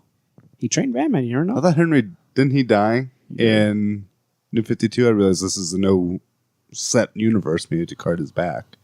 Tony Zuko? How would Damien know him? Damien has to be able to recognize him. Be surprised. Think he doesn't know Ducard? No. At first, I thought you said Danny Zuko, and I was thinking, oh, Grease? That's cool. When he show up? What if it's Bruce? What do you think about that? What if it's Bruce's brother from Thomas Scott Wayne? Snyder's run? Thomas Wayne? I think that would be too obvious. Yeah. I'm still going to go with my original thought, and it's one of those Damien clones. I said that. No, I said that. We'll have, said to, that we'll like- have to listen to the show because I don't remember. I said that when- tonight. It was you who said No, it. I said it. What if it's the one from Batman Incorporated? Yeah, I said that like 4 months ago. It could be. All right. One. On this show, One. so there is Surprised you evidence. remember that. Yeah, because then I go, hey, you remember Batman Incorporated? They had those clones at the end. I go, what if it's one of those? Fine. Your theory is the one I vote for. I still think it's one of the man bats from that same book. Boring as fuck. I'm going to be a man bat. He's a human. What did you give it? I'm going to give it an 8. I liked it. No, I give it a 9. You give it a What did I 9. give it? 9? Detective it- Comics 1002. Ascender number 1. Criminal number 4. Fantastic Four number 9. Yes. Black Panther number 11. And Heroes in Crisis number Heroes 8. of Crisis number 8. Those are the comic books. Get them where you get your comic books. If you don't get comic books, why are you listening to this show? I mean, you could be listening If we to it. lose listeners because of that one thing, if you don't read comic books, why are you listening to the show? Some people don't want to read I'm them. telling you, go out there and read them. Here we are, boys. This is we've been working 11 years towards this here. Little thing called Avengers Endgame, directed by the Russo brothers, starring Chris Evans, You're Chris going to really list them all off? Hemsworth, Chris Pratt, Scarlett Johansson, Scarlett Johansson, Robert Downey Jr., Paul Rudd, Bruce Banner, yeah, Mark Ruffalo, Mark Ruffalo, Jeremy and Renner. many more. Jenny Yeah, Renner, a million people. Don Cheadle. Everyone from Marvel. Chadwick Boseman. Everybody's here, even that kid for Iron Man 3 is in this movie. Spoilers. It's not a spoiler. He didn't do anything.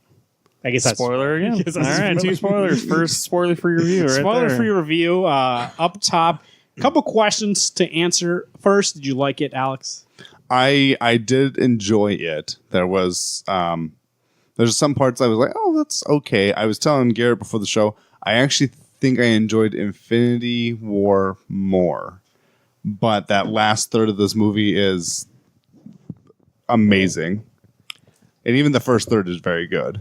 The second third, I'm a little more like, yeah, I mean, I get it, but it was also like a lot of spoiler alert, funny moments that just didn't need to always be so funny.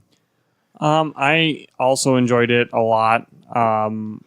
It is very hard after doing what Marvel's done with all these movies to end it perfectly. I think it was a very entertaining film. There was 3 acts for sure in this movie, and the first 2 acts were really thought out. Third act, it's kind of like the first Avengers movie. There's so much ramping up to the actual. Here's the Avengers. Yeah.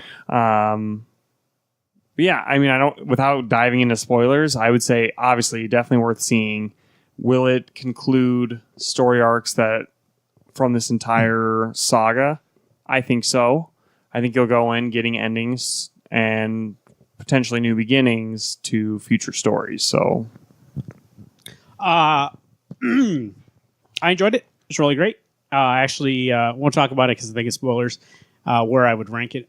But I do think that what you said is actually the reason why I enjoy it so much. A lot of threads, especially character threads, in this movie do get fulfilled. And it does feel like it comes full circle for a few people. And so for that reason, I like this movie. But in terms of entertainment, it is entertaining. And I don't have the issue you have with the second 2/3 of the movie. And what do we call that? Second third of the movie. I actually do really enjoy that part. wait, second, third. What are you talking about? Yeah, the You mean the second epilogue? act. The second act. The second act. The part that I don't like, the middle part. Time. You said this movie Oh. is 3 acts long, and I said the second. He likes the third. second. Oh, you're saying that, Alex? I thought you were pointing at both of us. Like, No, I oh, He and I made eye I literally contact. pointed. all right. Yeah. But we'll talk about it when we get into spoilers. But overall, I do think it. That's the question I was going to pose to you guys. Do you think it's worth the 11-year journey to get to this point? There are great payoffs. Did they and make the touchdown, Alex? if you're getting to the end zone, hell yeah, because there was there were things that was so exciting, but there's a few character changes that kind of had bothered me. There's things that happened at the end of the movie that I'm like, oh, that's not what I had anticipated.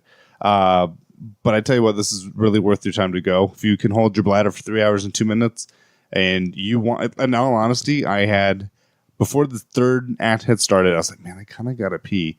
And I also knew that if I stepped away, I'm gonna miss something that. Oh yeah, you'd miss so much. And that was the thing, is that there's parts where you probably could leave, but in all honesty, one, you paid the money to go see this movie. You need to see this movie because there are things that I don't normally cheer when I'm in like actually make noise, but I was noisy at least this last third. Garrett, what do you think? Like what question? I guess I don't know. question Is it worth the 11-year? Oh, is it worth the 11 years? Yeah. I think that, like I said before, a lot of your questions get answered. A lot of payoffs happen. You do feel like this is definitely an ending. Yeah, but it's not like a closed ending, obviously. But it does feel like everything's been leading to this. It's in the title Endgame. That kind of helps you with that. But it does feel like the ending of an era. 11 years of hype. There's things in this movie that happened that I did not see coming a mile away. It's things that they maybe hinted at earlier in different movies that when they happen, I was super shocked. And we'll talk about it in the spoiler. This is one of those movies that's hard to do a non-spoiler thing. Yeah, because all I want to there's do just is so much. not that I want to spoil it, but I just want to talk about stuff, certain things. Yeah, I think that what happens in this movie. There's so much content, and it does need to be a 3-hour long movie. There's so much they go through. I can't really say much without spoiling it, but yeah, you'd be insane not to go see this movie. I do think that if you were worried about the 3 hours, it doesn't feel like 3 hours. I remember at a certain point in the movie, I was like, I can't tell for 2 hours in or for almost at the end. Like that, and that's how it felt. So, and it turned out there was probably another hour left. So, For those who don't know, that means that we're in the second hour.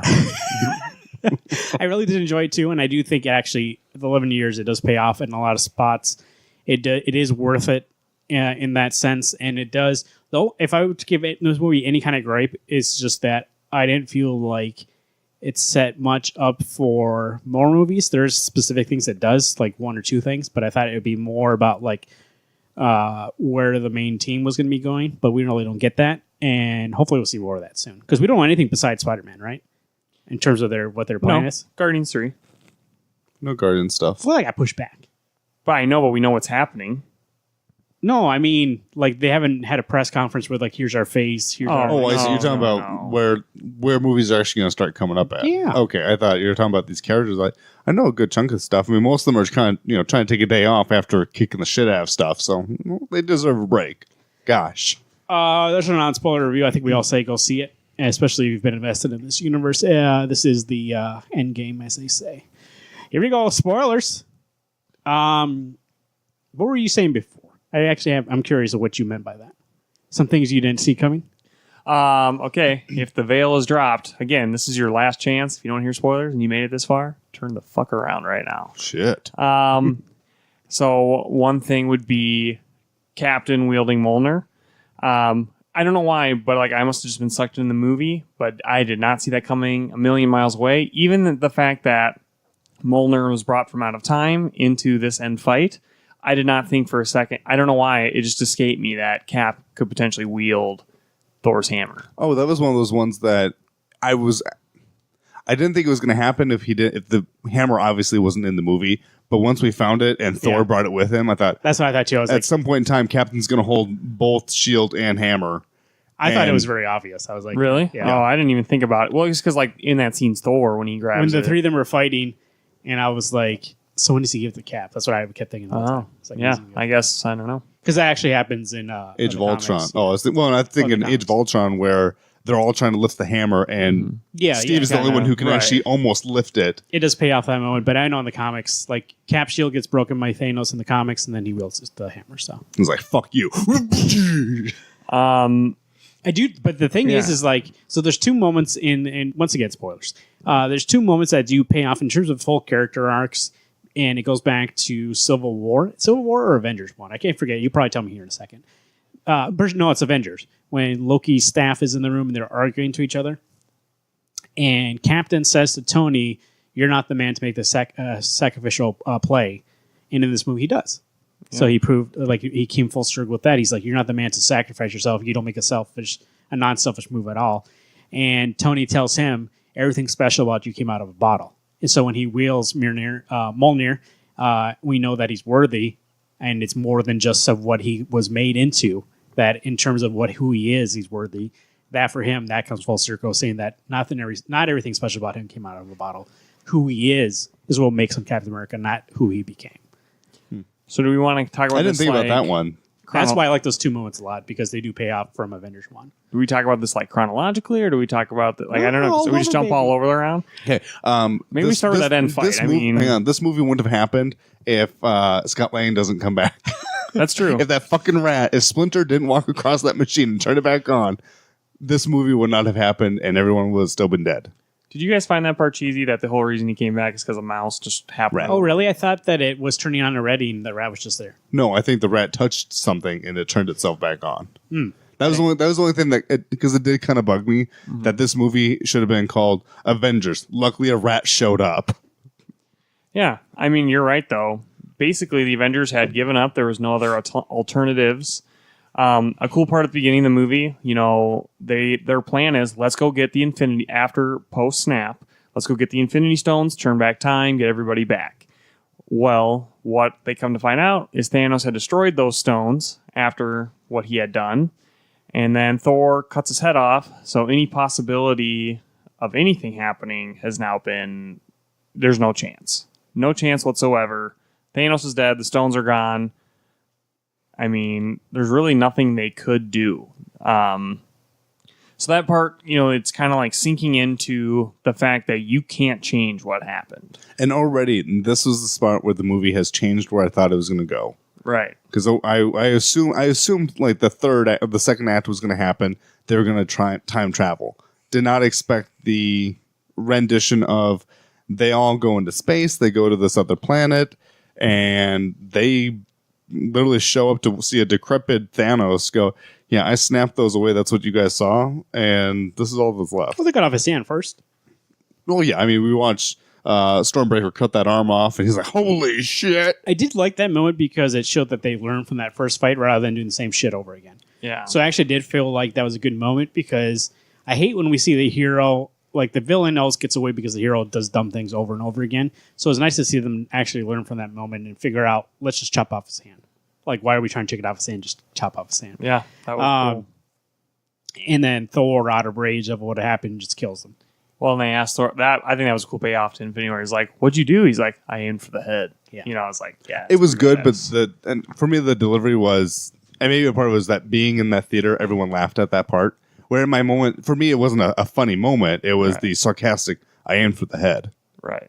and everyone was like, hilarious. I was like, no, that was a sad moment. They've already Right. lost So, again. Alex, the second act you said you didn't enjoy too much. What about it? Well, okay, one. I know we've already mentioned spoilers, but Thor's fatness and it bugged the shit out of me all the time. I And enjoyed it. and he was so, Fantastic. but everything was a joke to him. And I realized he's drunk, he's depressed, he's having a hard time accepting the fact he could have ended this movie. This never would have happened if he would have aimed for the fucking head and killed him the first time out, or guess what, cut off his damn arm. Well, one thing I did not enjoy about this film is like Thor at the beginning of this movie. You know, I think Thor earned his place to be like where he is at. And then obviously that's a huge thing to go through, but I did not like how he was super jokey the entire rest of the movie. You guys are fucking insane. That's the best part of the whole fucking Dude, Thor's not serious at all. I He assumed when hasn't he been grabbed. serious in his last movie either. Yes, he was. In Ragnarok. Well, he's still more serious than he is like Infinity War. Like, I mean, it's just like we get it. Like the joke was just overwhelmed. Like it wore out its welcome. It seemed less like Thor and it seemed more like Chris Hemsworth being funny. And maybe Yeah. that was part of it. In Infinity War, he was the same way too. But Kip he would, Col- but he would still do things that were like. And he did not in that final battle. I mean, he did, but I'm he was still talking about the joking second. whole time. I'm talking about the second part where you just. Well, asked it's the me. same thing. I mean, in the other movies, But in I the also first expected part, when he grabbed Stormbreaker, the fat just melted off him. He goes, "That's how you get skinny." Like that would have been a joke that I would have thought Thor would have made. he's got lightning powers, not fucking Slim Fast. Well, literally, he just slim fasted Thanos up. Anyway, that was one of the things that it did kind of bug me is that he was overly joking. I get, again, a hard thing to go through. You literally are the reason that you guys lost because you couldn't aim for the fucking head. You can chisel through that sweet I beam. thought it was the inevitable end of him losing that eye because now he looks like Odin. He's fat, he's got long hair, and he has missing. That's an eye. fine, him being fat. But again, the whole jokey drunk the entire movie. Fantastic. Nah, I don't think Fantastic. so. It was the best part of I this movie. think it lost by the end. By the end, I was like, all right, I'm done with But at this. the end, when he serious up because they had to win this fight. The second half that I didn't care for was that, not that I've got a thing with time, going through time, but we spent a long time in New York looking for the 3 gems. And most of the time, Bruce is there talking to the Ancient One going, I just need the gem. And blah, blah, blah, blah. And she's like, fuck you, a sonic boom. And he comes out. I think the Ancient One did need to explain to us, the audience, and to Bruce that, hey, by you doing this, you are fracturing the timeline. And then when she finds out that Doctor Strange is the reason, like, gave up the time gem, which he's sworn to protect, she's like, it he did that connected for a we reason. need the gem now because of. And then she's like, the only way I'll give this to you is if at the end of all this, you return the stones back to where they rightfully belong. And so, like, again, that is very cool because, I think time travel already is complicated enough. And you need to always set your rules for time travel, which they did. I think that was a beautiful way to show it. Did they always play along with their own rules? I don't know. I was gonna say my one question is that, and maybe it's not a question. We already established that when you go back to New York and they're fighting Loki for the first time of the invasion, and Captain America fights Captain America, but Captain America from the past thinks that captain is Loki, Right. that our present day, and that's why they fist fight. And then to find out that our Captain America, he does like his own sweet ass. That's what made me laugh. Is when they're up in the top realm or the top level, and Ant-Man goes, wow, that is America's ass. And I was like, holy shit. 1, I agree. 2, when he looks, that is America's ass. That was my favorite joke. For a character that I don't normally think makes jokes, I liked that one. I like all the time travel stuff. I thought it was fun. Of course you do. Nice little heist going on, especially the Tony Cap part. I did enjoy that the most. Oh, that was a cool When they go to flashback. the 70s? They go back to 70s. Yeah. That was really sweet to go back to that bunker that was in Winter Soldier. Plus, we get a Tony full circle on his father, a person Yeah. he thought he didn't care about him, a person he thought that he only cared about his work, and he did admit to Tony when he found out, he's like, I'm having a kid, he's very nervous about it. He goes, I'm nervous that I'm not going to be a good father because I know I get invested in too much of my own stuff and I get lost in it. But he says, that kid's not even born yet, but I would do anything for him right now. For me, that was a good ending to that arc because throughout all the Iron Man movies, and even so much so, like even Avengers, we've had Howard Stark being a constant effect on Tony's life in terms of like how he deals with situations because he thinks about, especially like, was it Iron Man 2 or Iron Man 1, where he's trying to think of the new little Iron Man elements. 2. It's just a big payoff in terms of how Tony's going to lead his life going forward for who knows how long. Well, it is cool because obviously at that point, Tony is now a father. He has a daughter named Morgan. I don't know the reference to Morgan Stark. I don't know if there's a different graphic novel that alludes there's to an it. uncle of Tony named Morgan. Okay. And he's a bad guy. Oh, interesting. Okay. Because I was watching something on WatchMojo.com and it was telling me things explained that Morgan Stark is actually an uncle of Tony. And so I do enjoy it. I really like that Tony does become a father in this. And I think it's cool that he gives his own father advice about how to be a father. But, you know, I think what Tony really reassured him is like, hey, no matter what you do, because obviously we have Tony here today, it works out. Yeah. Like, even if you're a little hard on him, it's okay.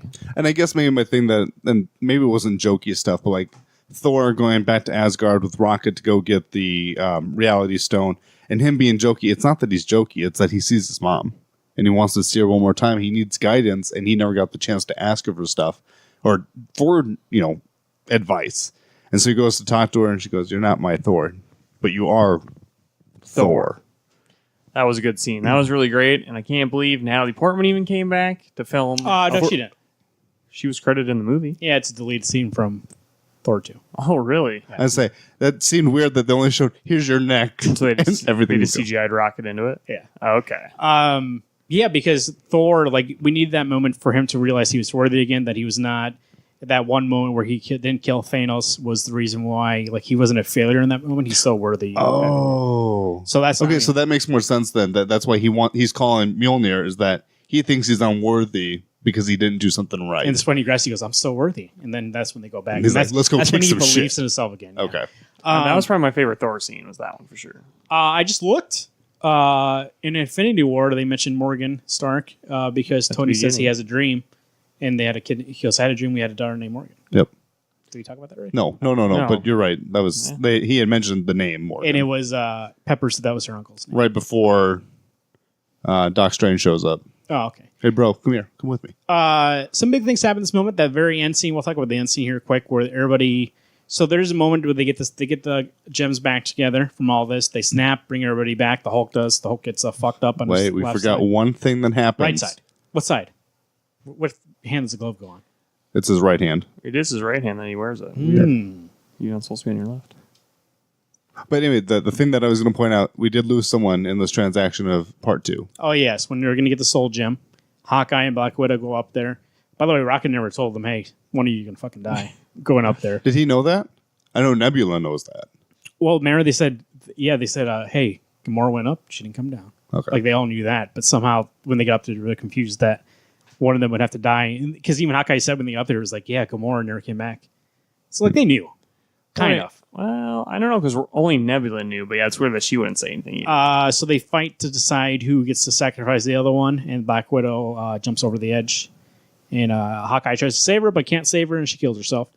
And Hawkeye gets the gem, and so we lose Black Widow. First casualty. You know, that scene was pretty great, because the whole time, like, they both were willing to kill each other to get that stone to the other, and it got to the point where, like, I don't know who's actually going to die. And then it made more sense for Black Widow to die because she doesn't have a family and whatnot. Also makes more sense because the only reason why Hawkeye came back is to save his family. So Right. why is he willing to die? Right. Yeah, but if it But wasn't he'd be willing to die to bring him back. but if it wasn't going to work, I mean, that was one thing. Is how do you know this is going to work? How do you know that the anti-snap was going to bring them back? I see what you're saying. So, I mean, he could have. And the only thing is that I actually got goosebumps watching that part when Ronan Hawkeye was going to jump off. Yeah. And then when they started shooting rocket launchers at each other and beating the shit out of each other to see who could throw each other off the edge, I was like, okay, you made a moment that was actually very sincere for me, and you made it into a funny. And I guess to them, that's how much they love each other. Is that I'm not going to let you kill yourself when you got something to live for, or vice versa. And it was a good scene, but Well, it's a good thing they picked those two. Like if Yeah, I mean, Bronco went up there with Hawkeye, they would have nothing to throw. fuck you. Yeah, I don't know. I feel horrible that it did feel kind of like this huge weight when, you do lose Black Widow. She's been in this since the beginning, First movie was Iron Man 2. Yeah, and there was I'm not going to talk about it yet when we get to the last act. There was a phrase said, and it just kind of felt, it sucked that she wasn't there to experience that, and to be in that fight. But, if it wasn't for her, there wouldn't be a whatever fight. it takes. I know whatever it takes, but I mean, like, she's such a huge character, and, like, you could tell. And Hold on, I'm not done finishing the my one thought. female Avenger that they kill off. Yeah. Sexist. What? Sexist. Because I'm sad that she's gone? No, not you. That they killed her off. Oh. Well, I didn't get to finish my thought. Go ahead. Well, I just think because if we get to the beginning of the movie, which we haven't really talked about at all, Scarlett Johansson's character is so she basically runs the Avengers. She's the chair. She's the chair. She's trying to save a world that doesn't need saving anymore because basically there isn't really a lot of crime. Like they're at the point where it's funny because they're like saving natural disasters. I didn't understand that. Just because there's a 50% population left, there's still going to be crime. Well, but Ronan's killed most of them. Oh, that's true. But I mean, like, there's no supervillains left. They all got gone with the snap. Well, they were already killed Could be. beforehand. All these heroes have killed everybody anyway. I don't know. Maybe vultures after in jail. maybe after something so huge Yeah, that Vulture, even villains lost people. Where's probably. Kingpin? Not in this realm. He's in a different place. I don't know. I mean, you wipe out half the villains. Maybe there's just not as big a threat that they couldn't handle. And it got to the point where Rocket and Nebula are working together. War Machine's on his own. Wakandan general, I can't remember her name is. Yokoyo. Yokoyo, yeah. She is doing her own thing. But it's at the point where they're like, we're literally fighting a hurricane. We can't fight that. We have to react to that. Like, we can't stop a hurricane from happening. You can. It's called Hydro Man. You beat the shit out of it. Yeah, we're Storm. They just got those rights. I thought... What if that's the tie-in? Oh, they did mention one in this movie, and it makes me think that they set it up for Namor. They mentioned that way underneath the Pacific Ocean, there was some tectonic shifts, and there's like earthquakes under there. Oh, yeah, no, we can't They stop just- that. They can't stop that, and they just brought it up real quick, and I was like, I know somebody who could take care of that for That'd me. be cool. Namor. We didn't talk Submarine. about the very beginning where Captain Marvel comes and saves Tony and Nebula, running low on oxygen. Based on the end scene of Endgame, she shows up because they activate the pager, and she says, and they tell her how Tony's out there, and that's why she knows to go find him. Can she can fly as fast as, speed of light, right?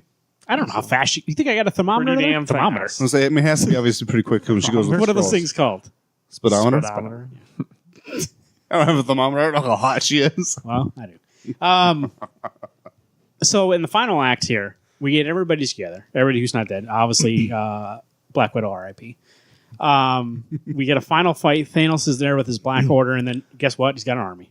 But he's from the past. He's from the past. It's before even the Guardians of the Galaxy happens, before Ronan gets the Power Stone. Like, that's how early on in this mission it is. It's when This is Quill before, is trying to grab the Power Stone from that cave Yep. at the beginning of Guardians. Before he even, sees that. on Magor. Nebula, Magor. since she's in that, trying to get that one, they link networks or whatever, she can see what, and he downloads her memories and sees the whole plan and decides to go back in time. It's kind of a Biff situation. Right. From Black When they actually made that joke in this movie. We don't get a sports almanac or whatever. No, I know, but they guys. never refer to that. Thanos was Biff, basically. He used the time machine to come back President. Yeah. for personal gain. Comes back. First off, Thanos can take on Thor, Captain America, and Tony Stark. So we know this guy's powerful. He's a pretty sweet weapon. I did enjoy his The weapon. double sword. That's badass. Knows how to use it. Throws that bitch like a boomerang. by the way, we're recording this on Sunday night. Somebody else can be using a double-sided thing like that, too, tonight. Game of Thrones, Arya. Oh, yeah. She got one of those. Yeah. Darth Maul's on the show? I was like, what? What? But so he's having a hard time, but he's still working because I think that's the way Thanos has always been a guy. He's strong, but also he's very good at fighting and killing people. Yeah. And the three of them are having a hard time. Captain America, as we mentioned before, gets Mjolnir and Mjolnir? Molnar. My favorite thing in this whole fight, well, there's a couple things that are said, but the lines from Thanos when he's talking after he's kind of gotten the shit kicked out of him by those three, but they're tired from getting the shit kicked. I mean, it's an even fight, and Thanos goes, most of my destructions I do because it needs to be done, and I don't think about the consequences other than what I need to finish. But when I get done kicking the shit out of you guys, and I destroy your lives in this planet, on this planet, I'm going to enjoy it. Yeah. And I thought, cool. holy crap, you are a Which, by the way, actually, that's kind of a line that they had in the trailer for the first movie, but it wasn't in the first movie, so they kind of reworked it for this movie. And speaking of trailers, those trailers, if we go back and watch them, are like 80% fake. Like, there's scenes that I never saw in this movie. And also, it's like from the first 20 minutes of the movie. They never show anything beyond that. I literally only watched the first trailer, so I don't know what any of these They're all are. the same. They basically are all the I same. mean, they're all them walking in their little white suits is what I've seen. Right before the show, I saw they released a TV spot to say how good the movie's doing, and it's literally got like 4 spoilers in it for the movie, like Thanos sitting in that junkyard. It's got Pepper Potts as Rescue in there, and I'm just like, damn, like it's only been out 2 days. Why are you throwing this You shit should have in gone there? saw it. I did enjoy the Cap part where he has Thor's hammer. I thought that was fantastic fighting. I bet you anything. Alex, were you on your seat? Holy shit. Dude, see, that's the thing. That's the scene I didn't even see coming. I must have just been stupid. But when I see that hammer, like Thor's obviously down, and that hammer comes across Thanos, I'm like, oh, fuck, who is it? And I'm like, oh, then it's like, goes right into Cap's hand. There's that part where I think he loses the hammer, and like Thanos sits out of his hand, so he uses the shield to like knock it back to himself, and the shield comes back around too. Yep. I was like, the whole time I was like, this is my boy up there. He's fighting. Well, hey, you mentioned that sword. Thanos was whacking at Cap's shield so much that he shatters it in half. Well, that's the only thing that can break the vibranium adamantium shield is cosmic power, and which obviously technically his sword would be cosmic. Dude, at that point, I thought Cap was going to get stabbed by that sword. and die. When Captain He gets sliced thrown a couple times, yeah. But when Captain gets knocked down and he's on the ground and he's trying to get back up, I thought the end was going to be we're going to watch Thanos walk by and go. Oh, yeah. And I thought I'm going to cry at this point if that happens. I mean, I'm a big, strong man. That was going to make me cry. So let's say before we play out the rest of this last battle, they do mention, and the thing throughout has been as you put on the gauntlet, it takes a lot from you to use it. Thanos almost died trying to get rid of the gems, and so they need somebody to snap and get rid of the gems. And they at first use Hulk to snap to get people back because he could take it. That they don't know are back yet, though. Like it's not like an instantaneous. They're not there. They're where they would have died at or disappeared at. And so they're going to use the glove again to snap and get rid of the gems. But the glove is floating around somewhere. Spider-Man has it, right? Not yet. No, it was Ronan Hawkeye originally. has it, yes. Getting chased by the dogs. And so they're fighting him, but also just that's in the background, so just so we know. So they're all fighting, and the army comes out, the Black Order comes out, Thanos is there, and they're outnumbered. That was so cool that the Black Order's back because they went down pretty easy in Infinity Well, They War. also went down pretty easy. I was going to here. say, I was very disappointed how easily they went down again. Yeah, that's true. But anyways, But there's one that made me at least more satisfied with how he died. Ant-Man came up, Hulk and Spider-Man, right? Mm-hmm. At this point, and then we got Hawkeye still. So we have some people, but not a lot to face this whole. No, wait. No, Spider-Man's not back yet. It's I Rocket, Ant-Man, Hulk, War Machine. War Machine, that's what War Machine. So they're And all Ronan. down there to get back up, but obviously we got an army now, and they're sitting there. What are we gonna do? And then the Doctor Strange thing. Oh no! Over the radio they hear is it Black Panther? It's Falcon. Falcon, and say Cap, we're coming in or something like that. And then all these portals start opening, and Black Panther Swiss walks cheese through. all over. All over. Black Panther we get Falcon. He flies through too. Spider-Man, Doctor Strange, Scarlet everybody. Witch, everybody Every shows up. single Dude, hero. but Spider-Man swings in. I think Spider-Man was the biggest. Like, I was Yay. like, yes, thank God you're back. He was the hardest one to watch die. Right. And this was the best one when you saw him come back in. And But not only every hero we've ever had in these movies, but also like the Magic Warriors. I forget what they're called. From Doctor Strange. Fab Four. No, from Doctor Strange, like Wong and all his. Oh, warriors. yeah. And then Wakanda Army, like everybody. So they have enough people to Well, fight. Doctor Strange himself. I mean, that was amazing. Like, they're whatever planet they were on, they're there 5 years They're on later. Titan still. Some of them are. No, I'm saying Yeah. that. I mean, Spider-Man and that whole team there, all the Guardians, they were on Titan, Right. and then everyone was either on Wakanda or elsewhere. It was cool seeing wherever they were coming back in. You know, we had the armies of Wakanda. Black Panther was coming through there. Shuri was coming back through there. You know, I think really cool though that Spider-Man comes back and instantly he's thrown into the plot. Like they're running to keep this Infinity Gauntlet away from Thanos and the Black Order. Goes from Oh, you forgot a part. There's the best line of the They whole all- movie. oh line yeah, up. you're right. They all line up, and out of 11 movies, been waiting for, especially in the Avengers movies, not they've been 11 movies, teasing. 11 years. 11 years, 22 movies, right? 24. This is the 24th. They've been teasing Cap saying the 2 words that we need him to say. So now when there's everybody there, he finally says Avengers Assemble, and then it starts that final battle. Did you guys get goosebumps? Yes. I did. I think the only thing is I expected Captain to yell it, and I that Yeah, was a suppose, little weird. and I, That was a little weird. and I suppose he didn't need to. Avengers Assemble. But And it's like you whispered it. No one knows to go That's forward. why the Wakanda guy in the back was like, What? Did he say to go? Yeah, Should I throw I this? could have seen Thor being like, I don't go too soon. Did he say to go? All right, we'll go. I wonder why what the choice was to whisper it as opposed to not whisper it, but to not even say it like very loud. I think my thing is that I would have assumed that he's holding Mjolnir, and he would have gone Avengers Assemble and thrown it in the air, and lightning would have came down. It would have been this Sick. awesome shit Yeah. fest of these guys are And screwed. then Falcon gets electrocuted because he's right next to him. Dude, Everybody's dead. Cap with Mjolnir though has used more lightning power than Thor ever did in that movie in the fights. That was pretty crazy. I don't think so. You think, dude? He was doing those like single bolts of lightning coming down on Thanos. Yeah, he's been doing that. Watch the first Thor movie. He doesn't. No, I'm saying during this destroy movie. it. I'm saying during this movie. He's got to figure out how to fight again. He didn't know how to control it, so it's just lightning's coming out everywhere.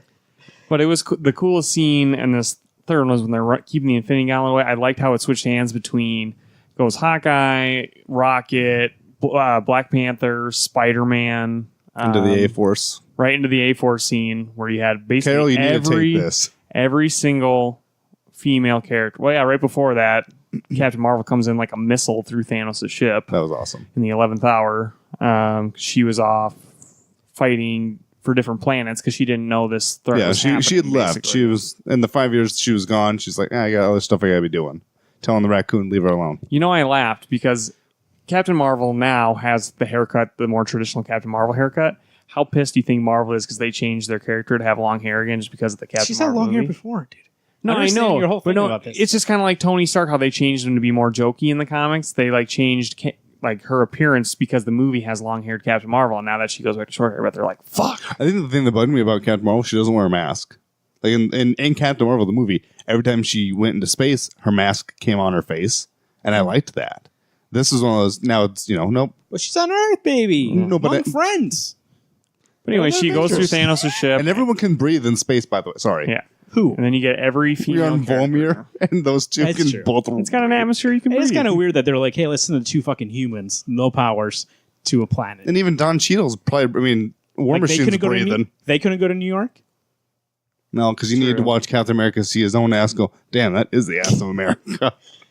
I don't know. I mean, that's probably the most confusing one is Black Panther. And That last Rogue. battle, it could have been just fan service, but it wasn't. It was fan service, but also it was very entertaining and very well put together. The little mini fights that you have within that last fight work out well.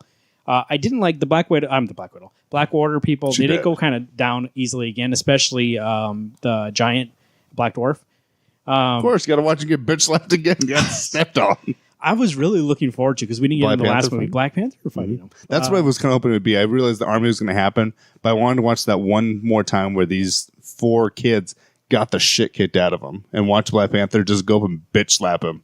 Yeah, I wouldn't mind if he got taken down, but if it was Black Panther. Yeah. Who took him down again in the movie? First one was Hulk where he sticks the iron hand on him and they drag him into the Yeah. force field, and this one he just gets stepped on by a giant man. Oh, that's right. Yeah, I don't like it. They did fit in a really heart-touching moment where Peter Parker is back and he's super excited about everything going on. He goes and talks to Tony, kind of like annoying him like normal, but Tony's like so happy to see him. He's like, he gives him a hug, and Peter's like, this is nice. Like he doesn't, because like the whole joke's been like, And as you really mentioned, fond of Pepper him. Potts Rescue shows up. Yeah. That at the beginning of the movie, they show that he makes her that suit.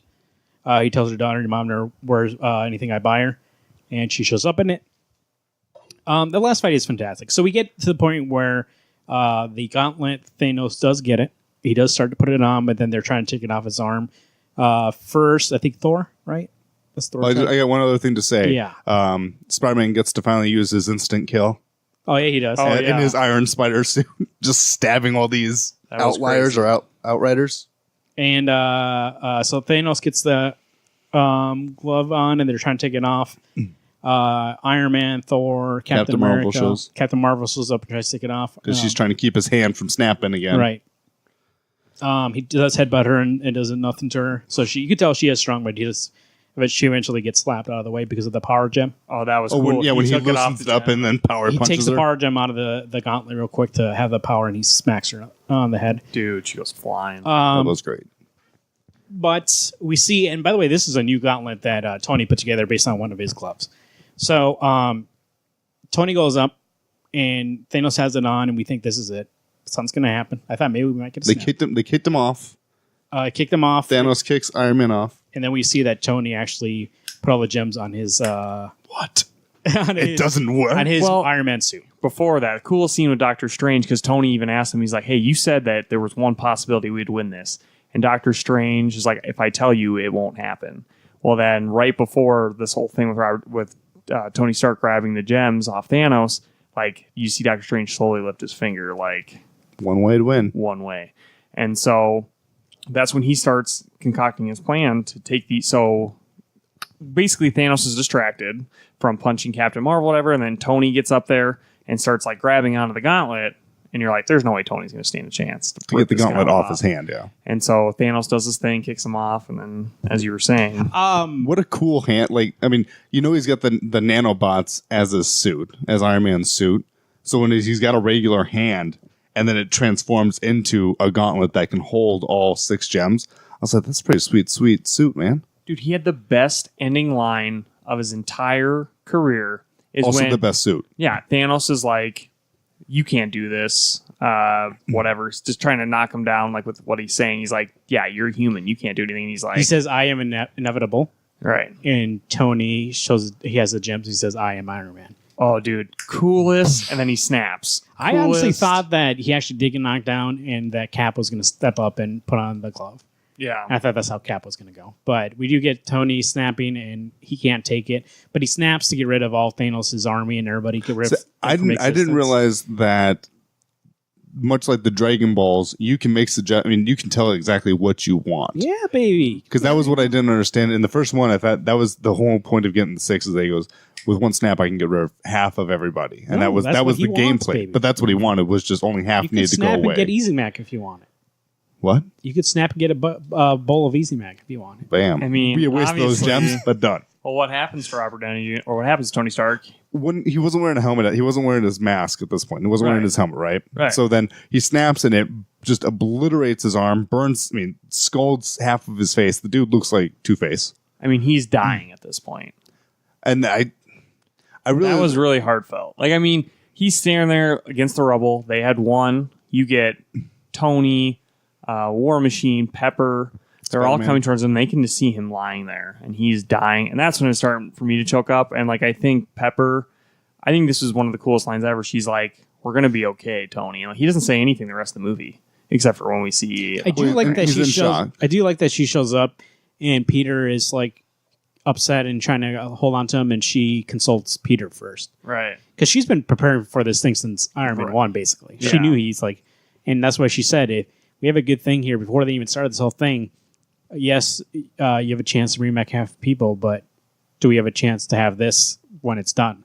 And he's like, yeah, I promise. And that's why she had to tell him we'll be okay. Right. Like, it's fine. You couldn't keep this promise. And like he said on the ship when he thought originally he was going to die, he was like, I thought I could pull off one more surprise, but I guess not. He thought he could pull off again. He couldn't. Mm-hmm. And so that's why she's like, it's okay. Dude, that was gut wrenching. Like Peter Parker, like Tom Holland as Peter Parker. I think one of the best acting performances and gets me very excited for a Peter Parker in the future to come. Like that relationship he has with Tony is so great. And like, you know, he like apologizing. He's like, I'm sorry. He's like, I'm sorry I couldn't do anything. Like, I'm sorry I can't save you. And you can tell it really affects him. And that was really cool because, you know, it did affect Tony so much. Can I say something? Huh. I think Andrew Garfield would still be good as Peter Parker in this moment. And is crying. Yeah, he's a good actor. I It's like him fine. a lot. I don't know. Obviously, Tobey Maguire. We've seen him cry before. He's a It's good crier. fantastic. I would think that Tom Holland really does have that kid look to him, though. That's the thing. Is he looks like he's 17. He looks like he's a young kid who isn't ready for this much death that he has seen. He's already lost his uncle that we luckily never get to hear too much about. But this is kind of that, not replacement, but this is the father figure that he wants to see, he respects, and he watches this man sacrifice himself for the greater good.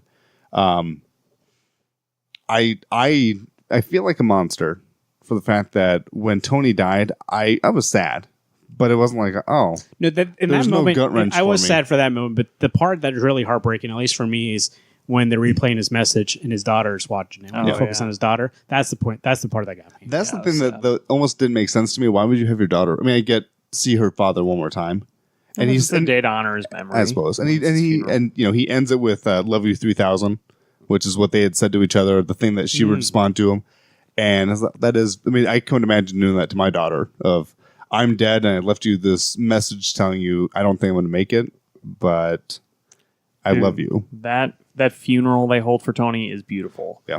I still don't understand why that kid shows up though from Iron Harley? Man 3. Because did you watch Iron Man 3? Yeah, that kid, But Buddy Cop in it that kid right met there. him for one night.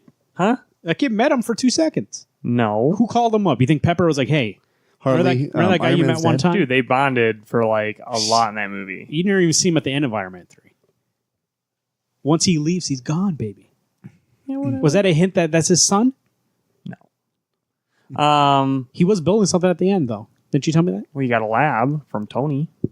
No, in the credits, somebody said they saw him building a suit. Who building a suit? Didn't you tell Harley? me that?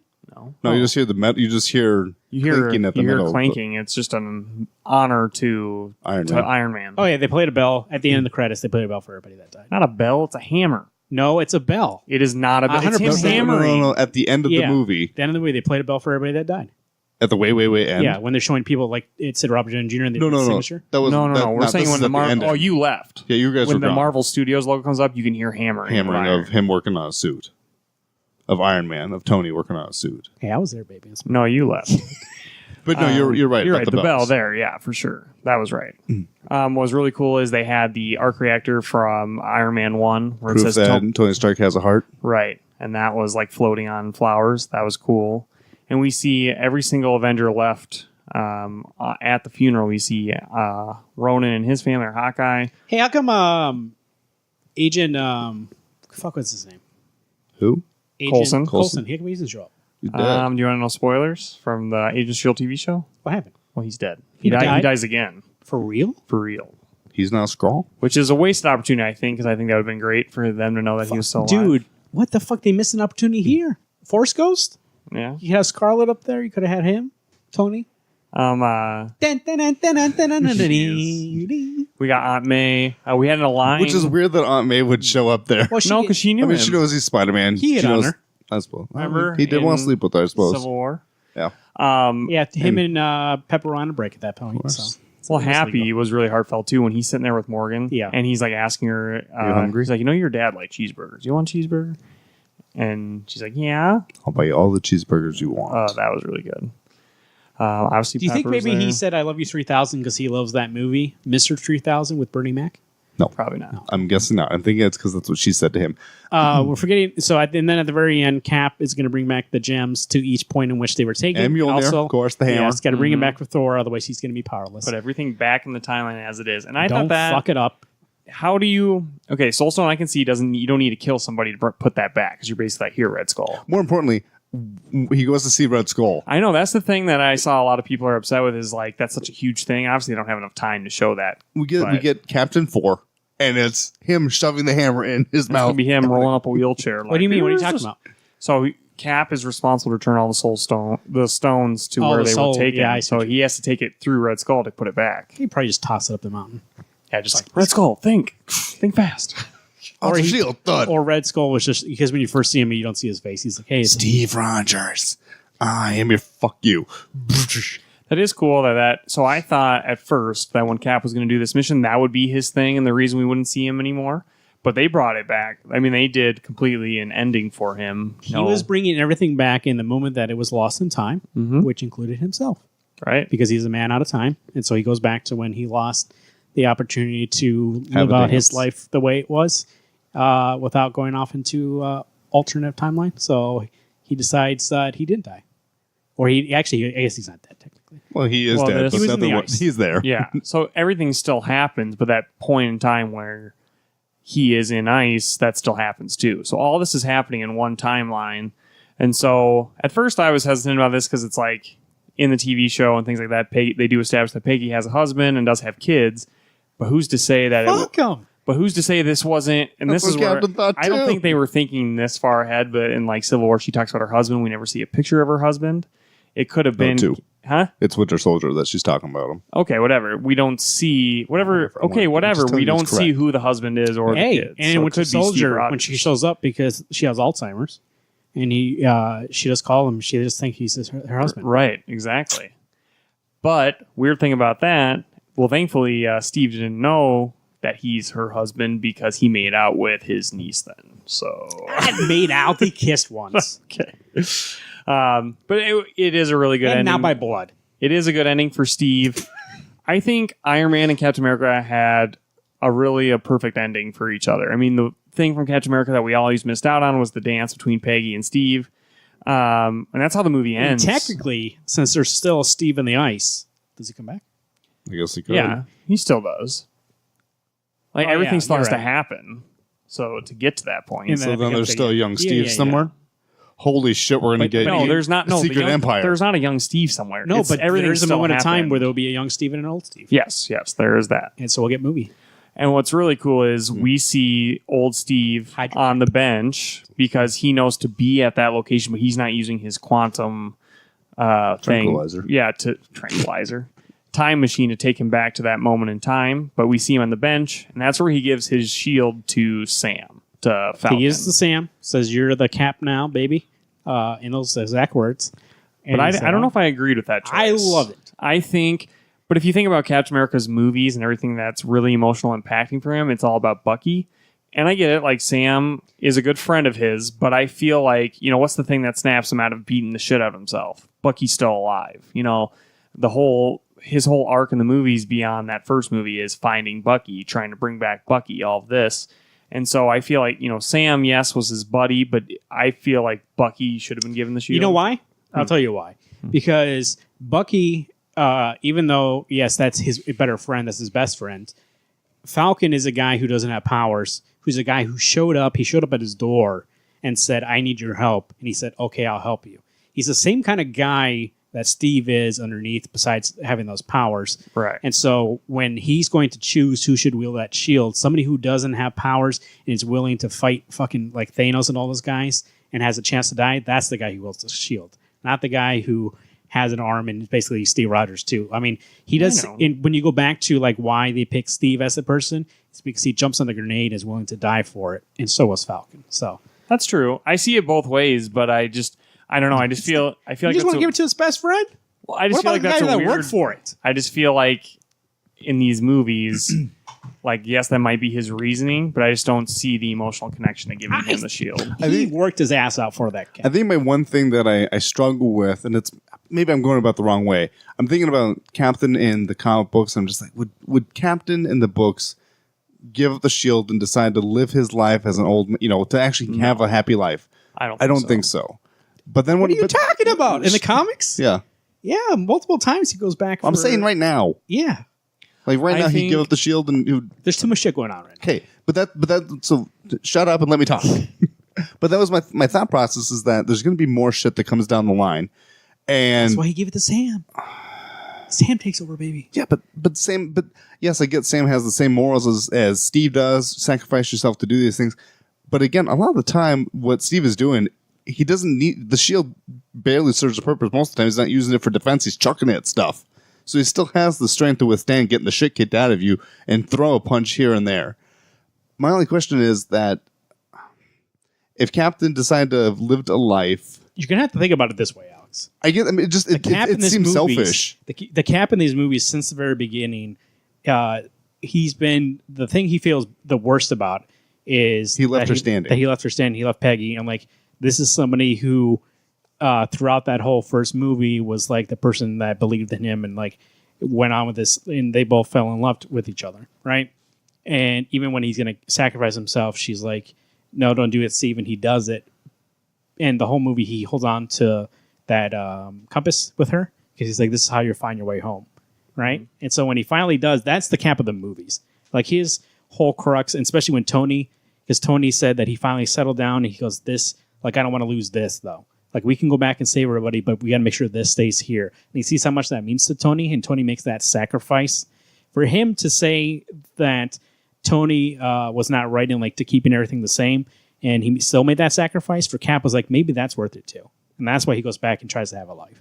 No, I guess is it selfish? Yeah, but the man did his work. No, it's fair. And like, I think he wielded a hammer. After Endgame, I think after Endgame, I think he sees there's not really a bigger threat than this right now. And he's like, he did his part. Tell you what, these Avengers pissed off King the Conqueror. I'm that's sure what I was going to say. Show up I guarantee you that's the next Avenger villain because they fucked up timelines. And whenever you fuck up the time, Kang's got to come kick the shit out of you. Okay, that's his thing. I don't know much about Kang. Kang makes sure nobody fucks with the time stream. And I didn't mean to cut you off, but that was cool. I didn't know about especially that. Steve. This movie, I think you said, Marvin, it doesn't really get you to think like, oh, what could happen next for this Avengers universe? It's more like this is wrapping up this story we've been telling over the last 24 movies, but that is exciting to think. I never even knew anything about that. So yeah, he's going to show up and be like, who the fuck? Steve, you decide to stay around? We do see, so Thor goes off for the Guardians, so obviously Guardians 3. As Guardians of the I wonder Galaxy. though, because when James Gunn got kicked off the movie, said they were going to rewrite the whole thing. And Thor now is part of this movie, and now they said, hey, James Gunn, actually, you can do this movie. Was that their plan or his plan to have Thor part of the Guardians? I feel like, I honestly think, because there was rumors of Taika Waititi taking over Guardians 3. I think that was the plan, is to make Thor part of the Guardians so that they could both work together. But now that James Gunn is back, it's kind of like, well, we have to do this now. And he's too busy making that Star Wars TV show. But I think that's good, though, because like Thor was like, honestly, he lets Valkyrie become king of Asgard, which was cool. That town of Asgard was pretty sweet. And we got Meep and Korg in there, too. That's what I love about this movie. And hopefully it stays this way. We don't know. I guess eventually they might reboot some things. But I do like we have established ends. And unlike the comics where you can't end Steve Rogers' story or end Tony Stark's story, here we have moments in which they hand it off to other people. Mm-hmm. So Thor, instead of being like, no, I'm the king of Asgard, he hands it off to Valkyrie. Right. So if we want any more Thor movies, it could be Valkyrie and like that whole universe. Mm-hmm. Right? If we want a Guardians movie, that's them up there. If we want a Captain movie, obviously it's going to be Sam now. Well, actually, we're going to have a Captain show because it was supposed to be Falcon and the Winter Soldier, but I guarantee you now it's Captain America Falcon and the Winter Soldier. Yeah. And that's going to be their little thing. So we have all these things in which they evolve instead of in the comics where they always have to sit it back at ground zero and start over again.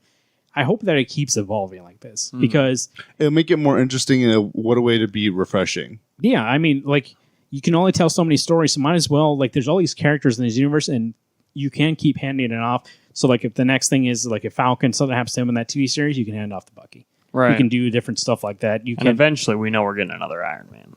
At some point. Who's it going to be? It probably won't be Morgan. Won't be Tony. It could be Morgan. They could set up Riri Williams. They could set up all kinds of options. I was telling the guys before, it wouldn't have to be Avengers. Maybe go into the Ultimates. So then you can have Spectrum, which is Monica. Oh, that Ultimates. Okay. That Ultimates. I thought you meant like Ultimate. No. Because I know Captain and Iron Man are part of that Which team. is possible. Maybe they fucked up the universe. Who knows? But I mean, that's the thing is you could do all sorts of things now that they have done time travel. They have screwed over 3 different timelines or 4 different timelines or however many that there's a lot of openings. Yes, this movie didn't suggest to a lot of openings. You're going to focus on right now Spider-Man, and then eventually we're going to get to, I'm sure, Black Panther and Captain Marvel and Doc Strange and blah, blah, blah, blah, blah. And then the TV show on Disney Plus, there's a lot of good things that can come out of it. And who's to say that you can't bring back Chris Evans maybe at some point in time? He has to become younger. Well, he's still there. He's still Old Man Cap. You know what's kind of depressing about Old Man Cap, though? Is like we've seen the moment when Peggy dies, so he lives beyond that. That kind of sucks. Yeah, he's by himself. Yeah. I mean, clearly. But that's why he's got to fill his time being the man in the chair. I don't know. Which I would love. I mean... You know what? Actually, I did think the one part that was... So when you see this movie, obviously there's some leaps in which you got to think outside of logic and be like, this is part of this movie's universe rules rather than real rules. Mm-hmm. But one part that that have been part of the movie rules that I don't understand is over the course of time we've known Captain, he hasn't really aged at all. Yeah. So why is he that old? Like, should he be like 40s or 50s? Like a little older. But if he goes, he was in ice for 70 years. If he went back to after he froze, when was he'd be Avengers? 100 then. What year was Avengers? But that's the thing is he's 100. So he's 100 years old right now, but he only looks like he's 70. Oh, you're right. He is way older than he looks. Okay. So I mean, he's dead. He's just looks really good. How can he be 100 years old? That's not a thing. He was Why born. he's born in 1990 or 1990? Whoa, Holy he's- shit! He was born in 1900. Looks like shit. Right, but he's like in his 30s when he goes back in time. Well, so then he's born in 1920s. Then So, so but this would be 100 years old. 24 in 1923. yeah, right? must be a great, 2023, must right? be in great. He must have shape. been back, 1942, right? Yeah, somewhere around, Around there. that time. So that would have been about. Because Yeah, doesn't 80 years? his, He's his right, super 30, soldier 110. serum has a healing factor to it, right? Yeah, that's what I That mean. could be it. That, So could be that it makes too. sense. That's why that he can't get drunk. That makes sense. He's 110, and that's why he looks like he's 70. Right. That could be Bro, way to go. it. Why does I think- why does he choose not to tell? Does it just have that little secret of who he married, or would it have ruined a Because timeline? It could be that, but it could just be like, This is that's my my life. life. Like, I don't need to, that doesn't involve anything. Plus, then that just opens up more questions and things like that. But I think a perfect Well, I think ending, also like part of that is that he's always been not selfish for the longest time, and now it's just time to be selfish. He Because gets to live everything's his okay. life. And I do did his like that line he said. It's like, it was my time to think about what I He's want. always been. I mean, that's the point when you go back to Avengers 1 when he tells Tony, you're always selfish, and he's not selfish.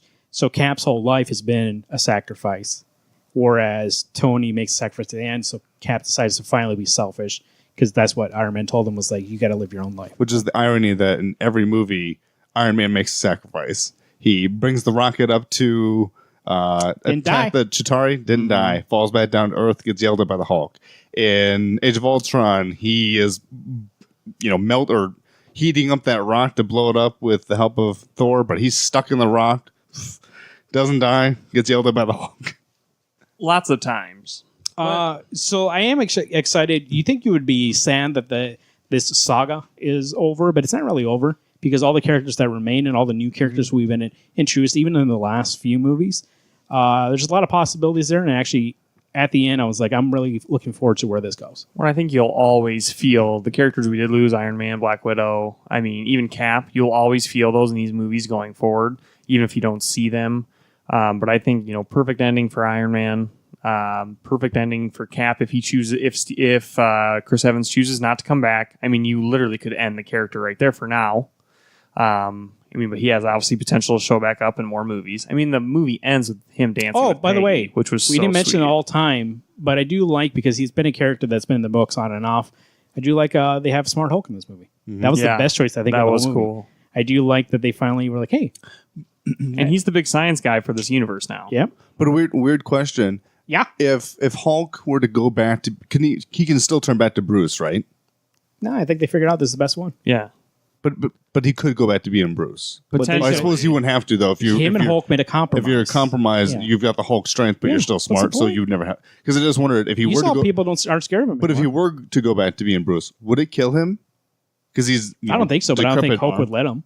I suppose. I think Hulk, they both Hulk made would they Hulk both out made a again, compromise that they both can take control. So can Hulk heal from that damage Oh, yeah. eventually?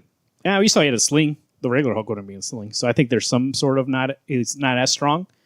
Or his healing But- factor isn't quite yeah. as good as it should be. It could be, but that involves. But I do being like that it was a homicidal. Smart Hulk. I do really liked him a lot. In that Dude, movie. was it the scene when they're in the cafe where Hawkeye, was it Hawkeye? No, it was Ant-Man who wanted the selfie, like Hulk's taking selfies with kids, and the kids are like, don't even know who Ant-Man is.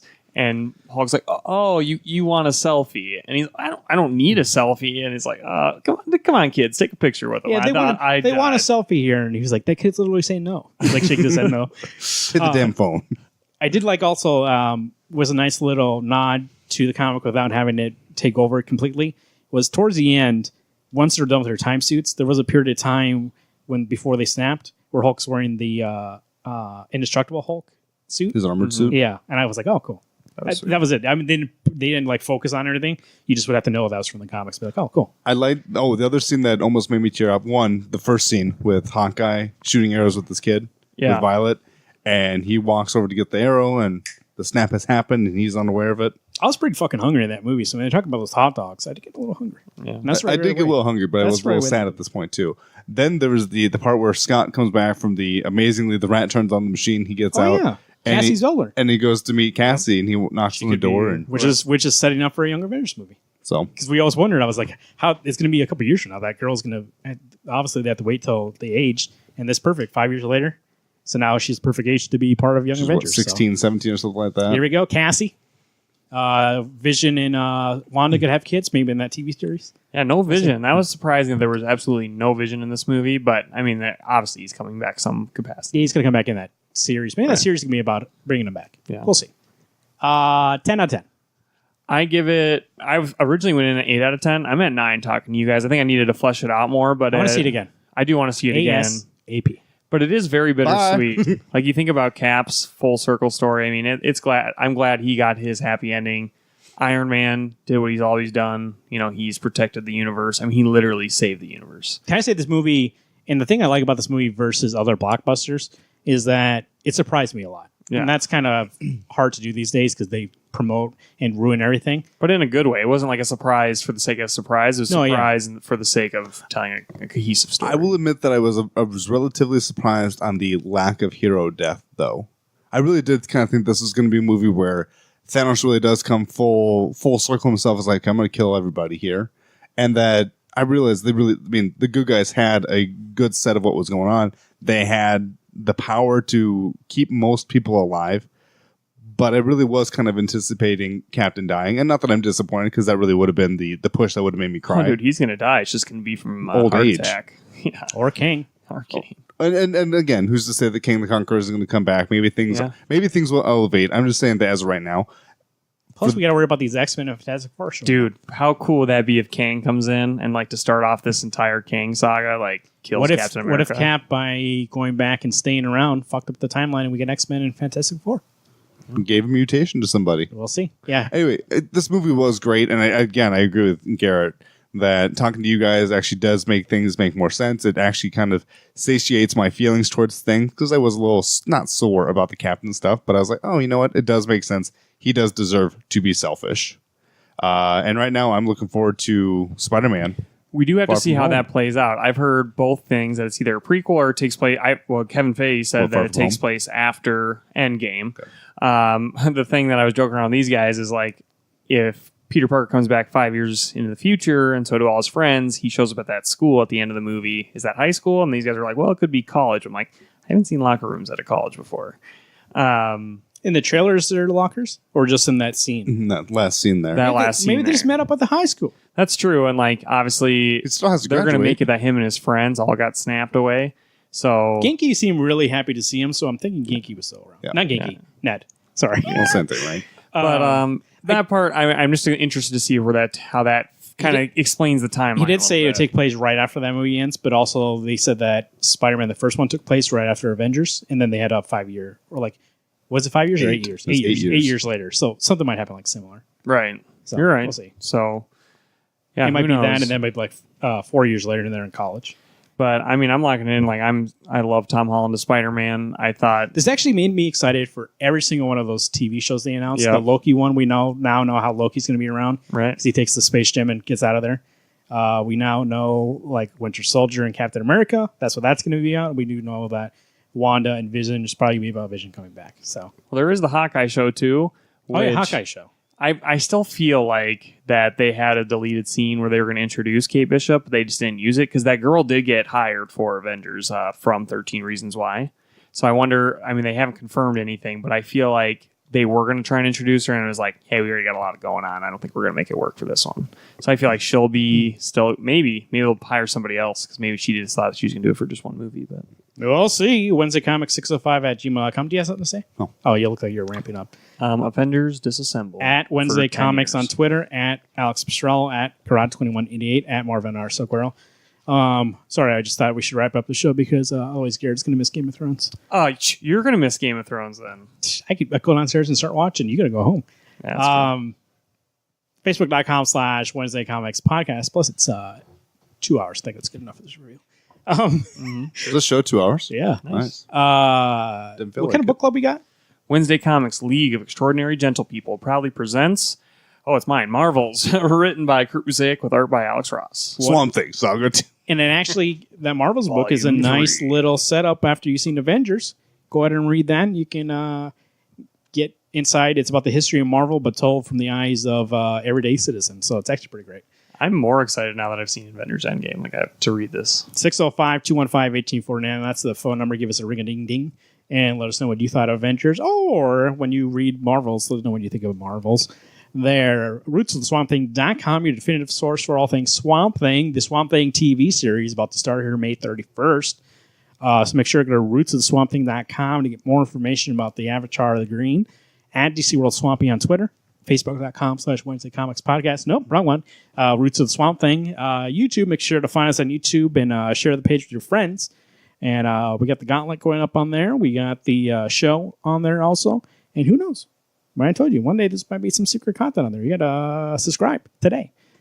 Well, guys, good show. Yeah. Good movie. Dude, it's bittersweet because, like, yes, we have more movies coming on, but it's like, God, how are they going to do it again? I'm excited because I believe we might see something about Phase 4 coming up here soon because when's Spider-Man? July?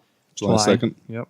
Well, they moved it up a week now. Is It's it- in that's a June. week now? It's into June. Oh, shit. It's no, July 2nd. Oh, it is July. Okay, that's that Monday, Tuesday. It was thing. July like 5th, something before. Okay. Now it's coming before July 4th. Oh. But I think Comic-Con's right after that in July. I think maybe end of June. So I'm sure that's where we get something at least. So we'll see. Well, Well, D2E2 will happen. yeah. You know what Yeah. they say though. Cap lives his best life. Tony, adios. Hulk is Hulk and smart. Thor's got a belly. By the way, I like the way he was fat and muscular. Got to figure out. How to They do still abs, but they're that. I fat. got to figure out how to do that. I mean, I got that, but how to do it better. For Wednesday Comics, Avengers Assemble. My name is Marvin. I'm Alex. I'm Garrett. Hey, everyone. Keep turning those pages.